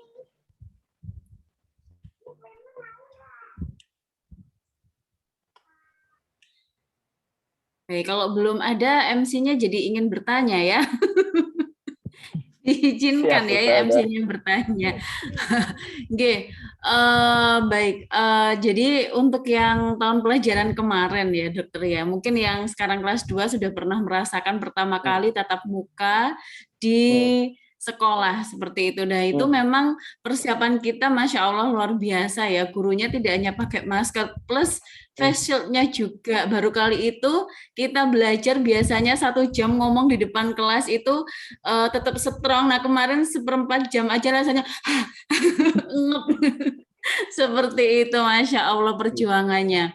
Nah, yang ingin saya tanyakan ini adalah tadi memang disebutkan bahwa yang diutamakan itu adalah siswa yang usianya 12 tahun ke atas. Mungkin di sini kalau SD seharusnya siswa kelas 6 karena dianggap mereka sudah memahami aturan untuk jaga jarak dan sebagainya. Nah, sedangkan di SD 2 ini kan ada kelas 1 dan kelas 2. Nah, kalau menurut dokter sendiri bagaimana siswa kelas, apakah memang tetap bisa dipaksakan untuk PTM atau sepertinya ditunda aja seperti itu? Menurut dokter bagaimana? Monggo. Ini pertanyaan yang berat gitu ya. Mungkin tidak semua ayah bunda juga setuju atau satu-satu juga setuju dengan statement saya gitu ya. Tapi ini pendapat saya pribadi. Kalau saya secara pribadi masih berpikir untuk menunda gitu ya. Saat ini kita masih mencoba mengevaluasi kurang lebih 1 bulan ke depan gitu ya, bagaimana perkembangan kasus dan bagaimana kemudian kita menyiapkan Ananda gitu ya, anak-anak kita gitu ya, bagaimana anak kita itu benar-benar mematuhi. Alhamdulillah kayak tadi ceritanya Bunda Afan ya, karena ya pengalaman paling berharga itu adalah ketika kita pernah mengalaminya sendiri gitu ya, dan itu akan sangat membekas dan membuat satu perubahan, satu motivasi berubah yang sangat luar biasa gitu ya. Alasan kita berubah itu kalau kita alasannya kognitif gitu ya, alasannya adalah ya seharusnya seperti ini, itu biasanya sulit untuk bertahan gitu ya. Kalau kita karena kebetulan saya background-nya adalah kedokteran jiwa gitu ya. Jadi kalau saya nanya alasan seseorang berubah ketika dia hanya di tahap-tahap kognitif, itu biasanya nggak akan bertahan dan tidak akan kuat. Tapi ketika alasan seseorang berubah itu sampai merasuk ke emosinya, gitu ya, ada afektif yang bekerja di sana, gitu ya, itu akan cenderung dia akan kuat bertahan. Gitu ya. Perubahan itu akan cenderung lebih istiqomah gitu ya dalam menjalani perubahan kebaikan itu. Sehingga ini perlu kita ajarkan gitu ya. Anak-anak ini tidak hanya punya sisi kognitif, anak-anak punya sisi afektif, anak-anak punya perasaan. Ya. Sehingga ketika kita membahasakan gitu ya, kita tidak membahasakan dengan lagi-lagi kalau dulu reward and punishment gitu ya. Tapi kalau kamu melakukan, kamu dapat es krim. Kalau kamu tidak melakukan, kamu mendapatkan hukuman gitu ya. Dalam teori psikologi ini sebenarnya sudah mulai ditinggalkan karena sebenarnya ini percobaan untuk hewan gitu ya. Ini dilakukan di hewan dan kita berhadapan dengan manusia. Apa yang bisa kita lakukan? Love and reason gitu ya. setiap kita memiliki sebuah aturan, kita ingin menanamkan sebuah nilai, kita berikan alasan, love and reason, karena cinta dan sebuah alasan, reason. Kenapa kamu harus melakukan itu? Gitu. Loh, emang anak ngerti? Ya, setiap anak mengerti dengan batas kemampuan usianya masing-masing, gitu ya. Jadi misalnya kalau bertemu dengan tatap muka, gitu ya, seneng nggak sih ketemu teman-temannya, gitu ya? Oh, seneng banget. Kita libatkan afeksi mereka. Gitu. Kemudian ketika mereka sakit, gitu ya, kalau misalnya Kak Aisyah ini sakit, terus datang ke sekolah, gitu ya. Terus kemudian temannya sakit gara-gara Kak Aisyah. Kak Aisyah jadi sedih nggak? Ya sedih, kasihan dong temanku. Ya. Jadi kita membiasakan untuk melibatkan emosi mereka, gitu. Sehingga, oh mereka tahu sih kenapa aku kok mungkin saat ini masih ditunda. Ya, gitu. Saya beberapa kali pengalaman pribadi ya, ketika beberapa kali berbicara dengan Aisyah, memang sengaja kita libatkan sisi ini. Kadang-kadang dia jadi marah, gitu ya, nangis, gitu ya. Saya bisa pahami, ya nggak masalah, gitu. Karena itu sebuah ekspresi emosi, gitu ya. Gitu. Maka bagi kita seorang orang tua, tidak usah enggan untuk memberikan sebuah alasan. Kita tidak berbicara lagi tentang love and reason, tentang reward and punishment, gitu ya. Kita, oh kamu kalau ini nanti tak hukum gini-gini, enggak. Tapi kita berbicara love and reason, gitu ya. Kalau misalnya kita mengetahui anak kita keluar rumah nggak pakai masker, kita panggil, kita ajak ngobrol. Kenapa, gitu ya? Oke. Gimana kalau kita tunda dulu? Kakak kemarin keluar rumah nggak pakai masker. Nah, kalau gitu, bagaimana kalau untuk ke sekolahnya kita tunda dulu, Kak? Gitu. Kenapa kira-kira Kak kok ayah menunda kakak ke sekolah? Nah, itu kita berikan reasoning. Kita ajak mereka untuk mulai menggunakan cara berpikirnya mereka. Kita ajak mereka terlibat. Kita libatkan emosinya. Itu akan cenderungnya akan membuat mereka juga lebih kuat. Gitu. Nah, kembali lagi ke apakah nanti akan kita buka. Kalau saya pribadi saat ini memang saya lebih prefer untuk menunda. Gitu. Tapi kita punya pemerintah, kita punya dinas, gitu ya. Tentunya mereka juga punya pertimbangan yang mungkin lebih luas daripada pertimbangan saya, gitu ya. Dengan pengetahuan saya, karena data-data sebenarnya para dinas, Pemkot itu yang lebih memegang data real dan lebih detail tentang kondisi pandemi di wilayah kita. Nah, kalaupun nanti memang dari dinas pendidikan sudah mengizinkan, maka alangkah baiknya kita sama-sama untuk mendiskusikan lebih detail, gitu ya. Jadi pihak sekolah dengan pihak guru, gitu ya, dengan pihak wali murid, dengan komite sekolah untuk membahasakan bagaimana kita tetap menjaga koridor keamanan. Misalnya sebenarnya di PTM level 1 itu kalau nggak salah 50% siswa, saya agak lupa angkanya, gitu ya, yang sudah diizinkan. Kalau kemarin level 2 itu 25% kalau nggak salah.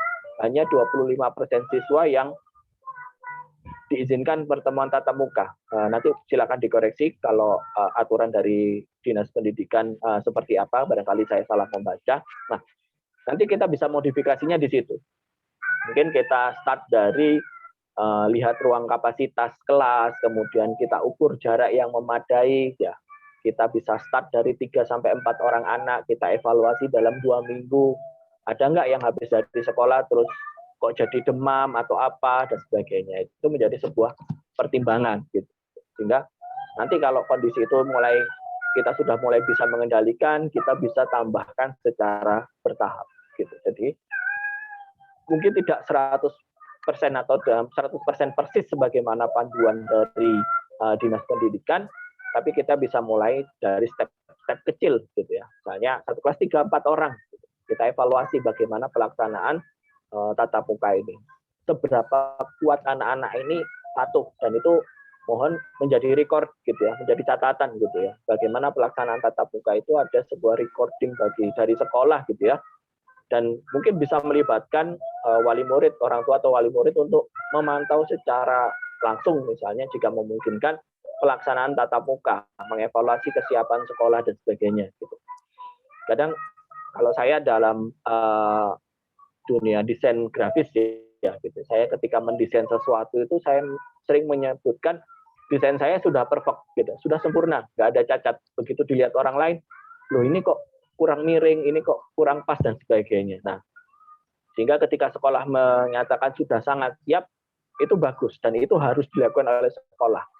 Tapi kita bisa melibatkan pihak ketiga untuk mengevaluasi kesiapan itu, apakah tidak ada celah gitu ya, tidak ada celah gitu.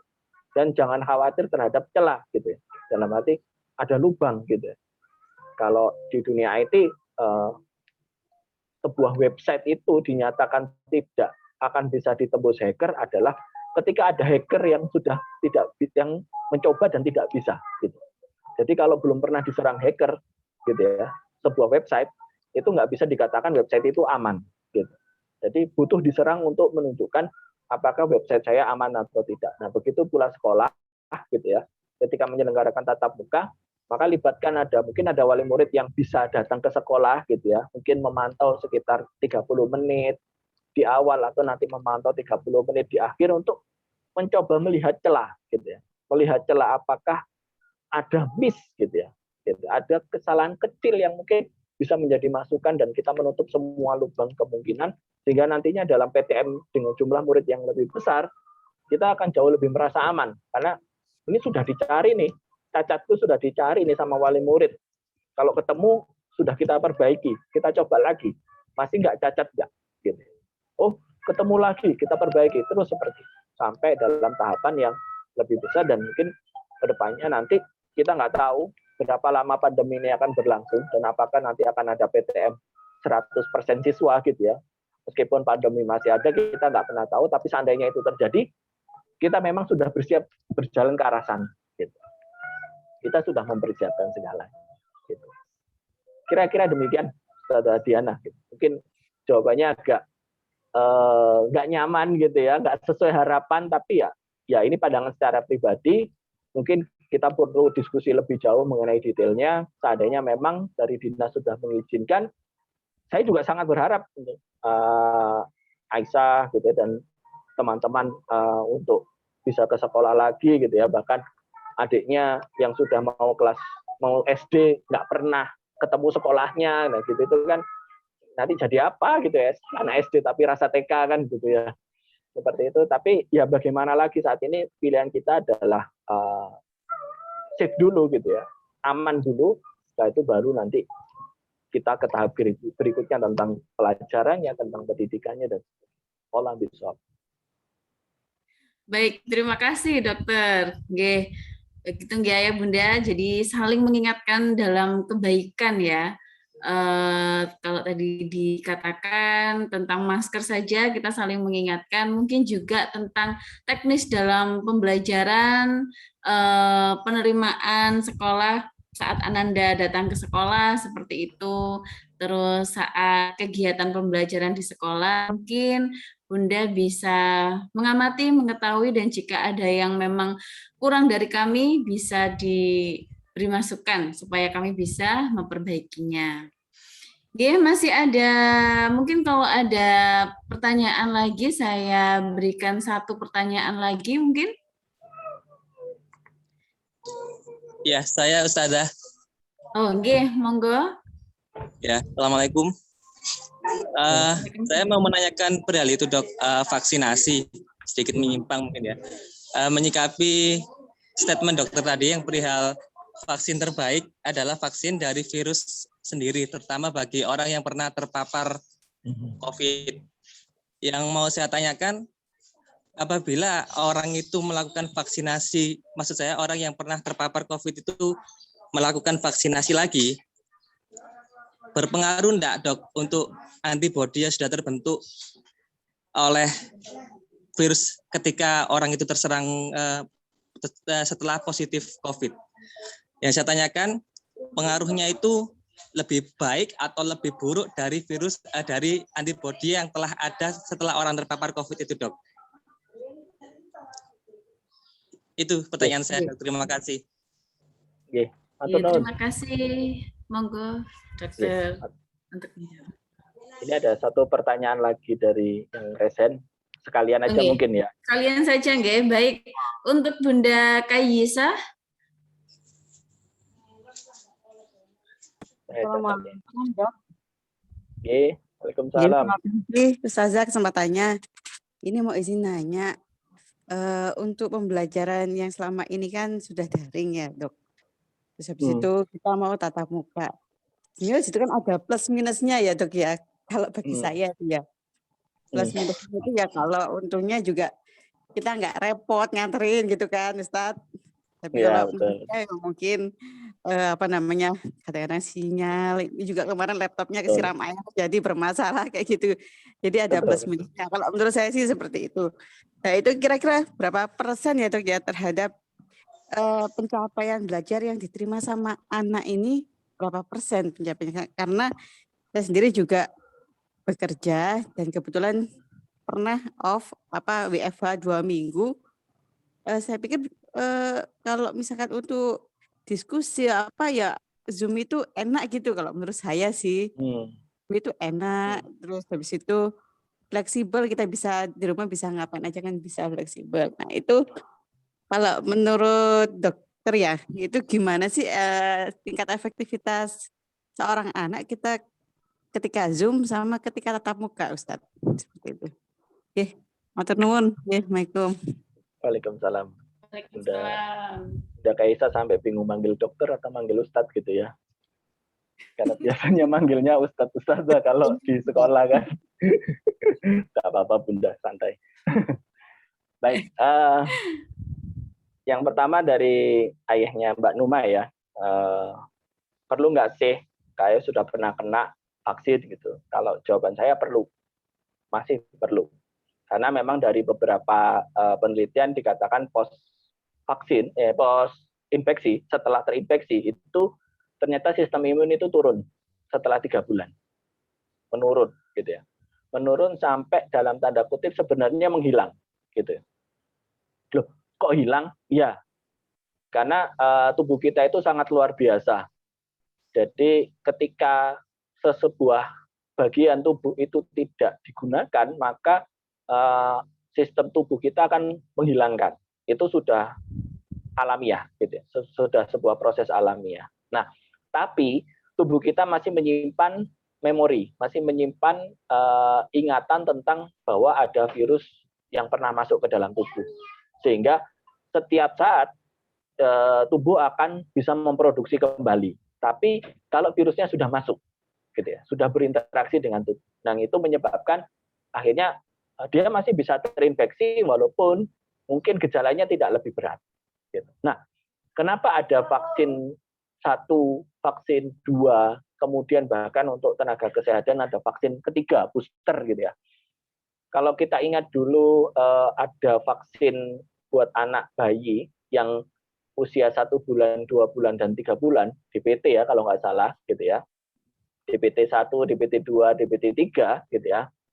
Itu konsep bekerjanya sama sebenarnya Pak. Jadi konsepnya adalah berusaha untuk menjaga kadar sistem imun kita di dalam darah gitu.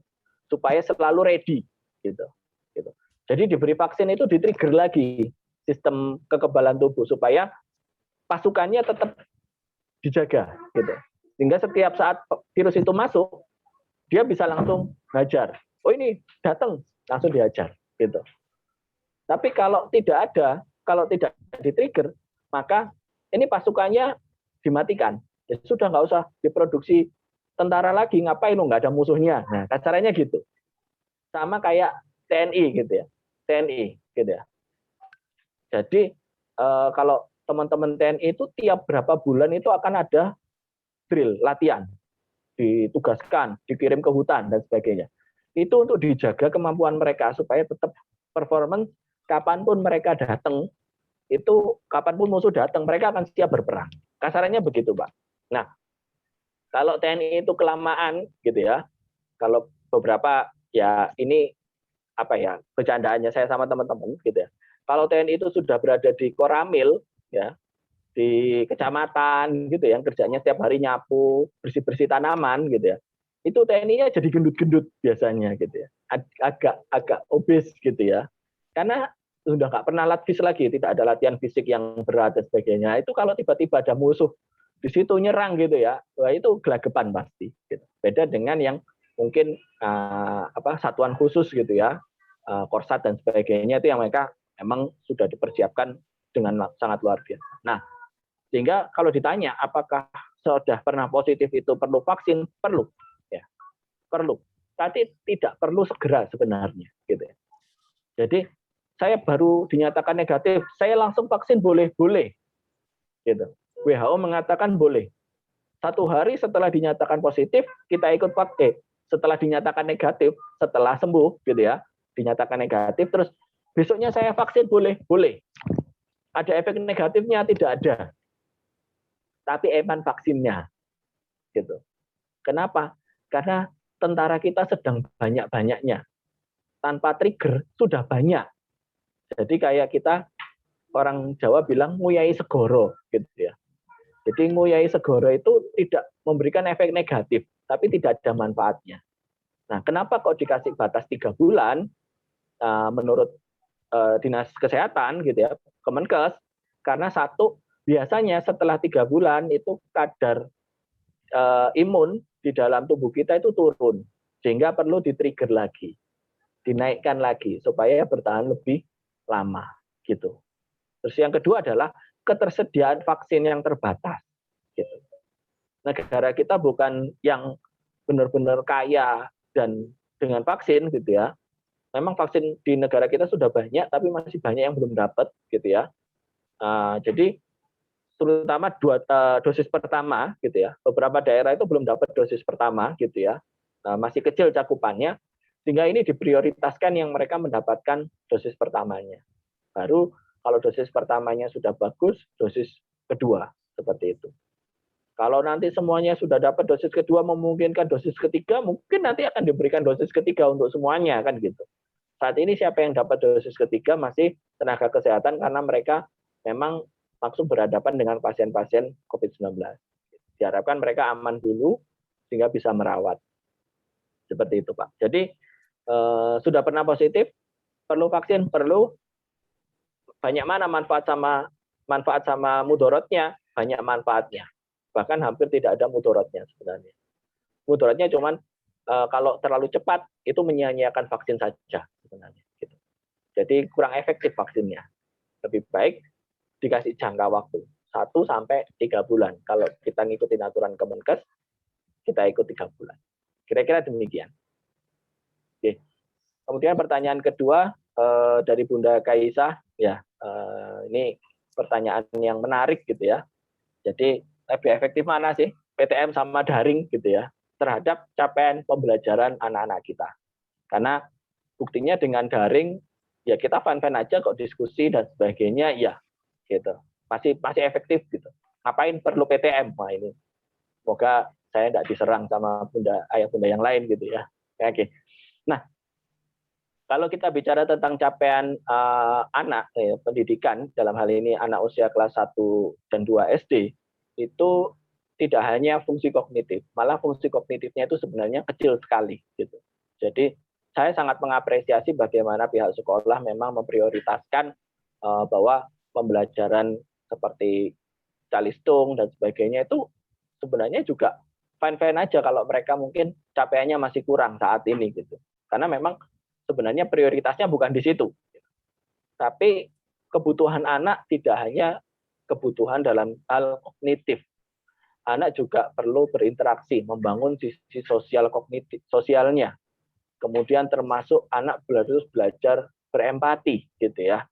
Nah, sosial empati ini juga penting bagi anak dalam perkembangannya. Bahkan idealnya ini diberikan di fase-fase awal gitu ya, di pendidikan paling awal gitu ya. Yang akan sulit ketika anak ini belajar mandiri gitu. Nah, fungsi ketika mereka bersekolah adalah membangun sisi sosialnya. Jadi anak usia di atas 7 tahun, 6 tahun ke atas gitu ya, yang sudah SD maksudnya, itu mulai memasuki fase-fase sosial mereka. Mereka mulai harus belajar berinteraksi. Gitu. Mereka akan menemui konflik-konflik sosial. Ya, kalau seorang anak, bagaimana dia meminjam peralatan temannya, gitu ya. Bagaimana kalau ada temannya yang mungkin nggak sengaja mengganggu, gitu ya, misalnya.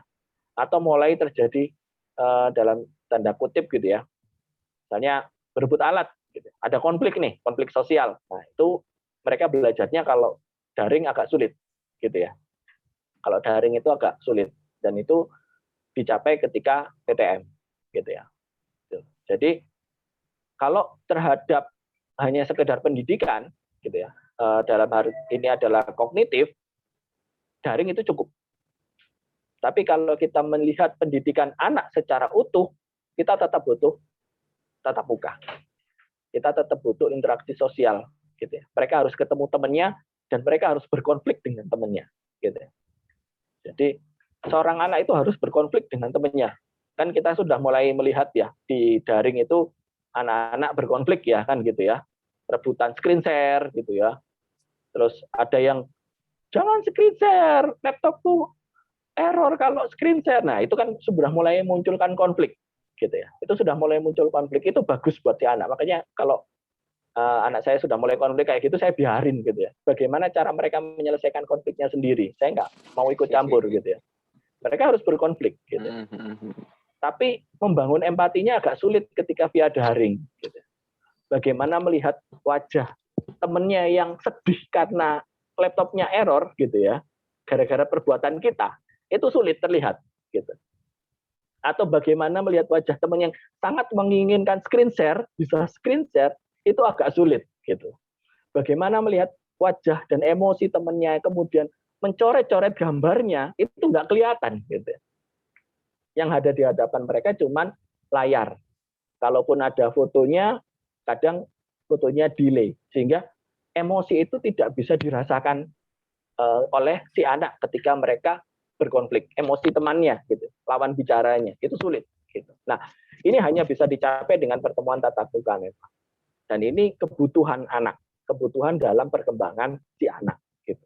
Karena ketika mereka dewasa nanti yang dibutuhkan bukan cuma nilai-nilai pelajaran seperti baca tulis ya, tapi kemampuan soft skill, kemudian bagaimana salah satu PR besar kita saat ini di usia dewasa adalah bagaimana seseorang memiliki sosial empati yang bagus. Dan ini menjadi modal bagi anak untuk bisa survive di kehidupan mendatang. Sehingga mereka harus sudah mulai berkonflik. Gitu. Jadi Bapak Ibu gitu ya, ayah bunda kalau misalnya lihat anaknya bertengkar masalah screen share gitu ya, enggak apa-apa, dibiarkan dulu aja gitu ya. Dibiarkan mereka bertengkar dengan teman-temannya gitu. Kan ini sebuah pembelajaran bagi mereka untuk bagaimana bisa berempati gitu. Bagaimana kemudian nggak enak loh kalau screen share-nya direbut gitu kan gitu. Kan mereka akan merasakan sakit hatinya kalau screen share itu direbut gitu. Tapi dari situ mereka kan bisa belajar kalau temannya screen share ojo diganggu. Nah, prosesnya nanti di situ. Jadi konflik-konflik itu akan membangun secara psikis, secara emosi dan secara psikologis mereka di masa depan. Ya, ini sederhananya saja gitu ya.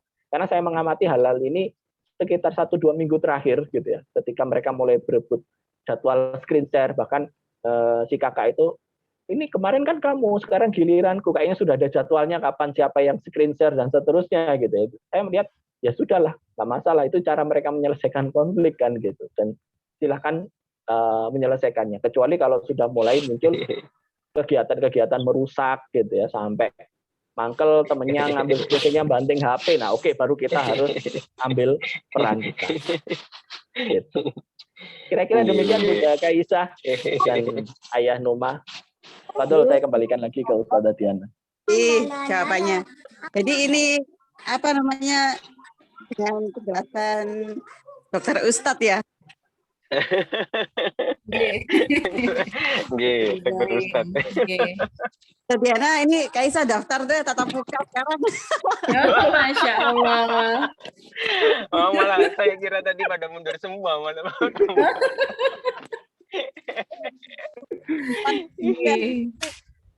Harus tetap ya masuk sekolah ini.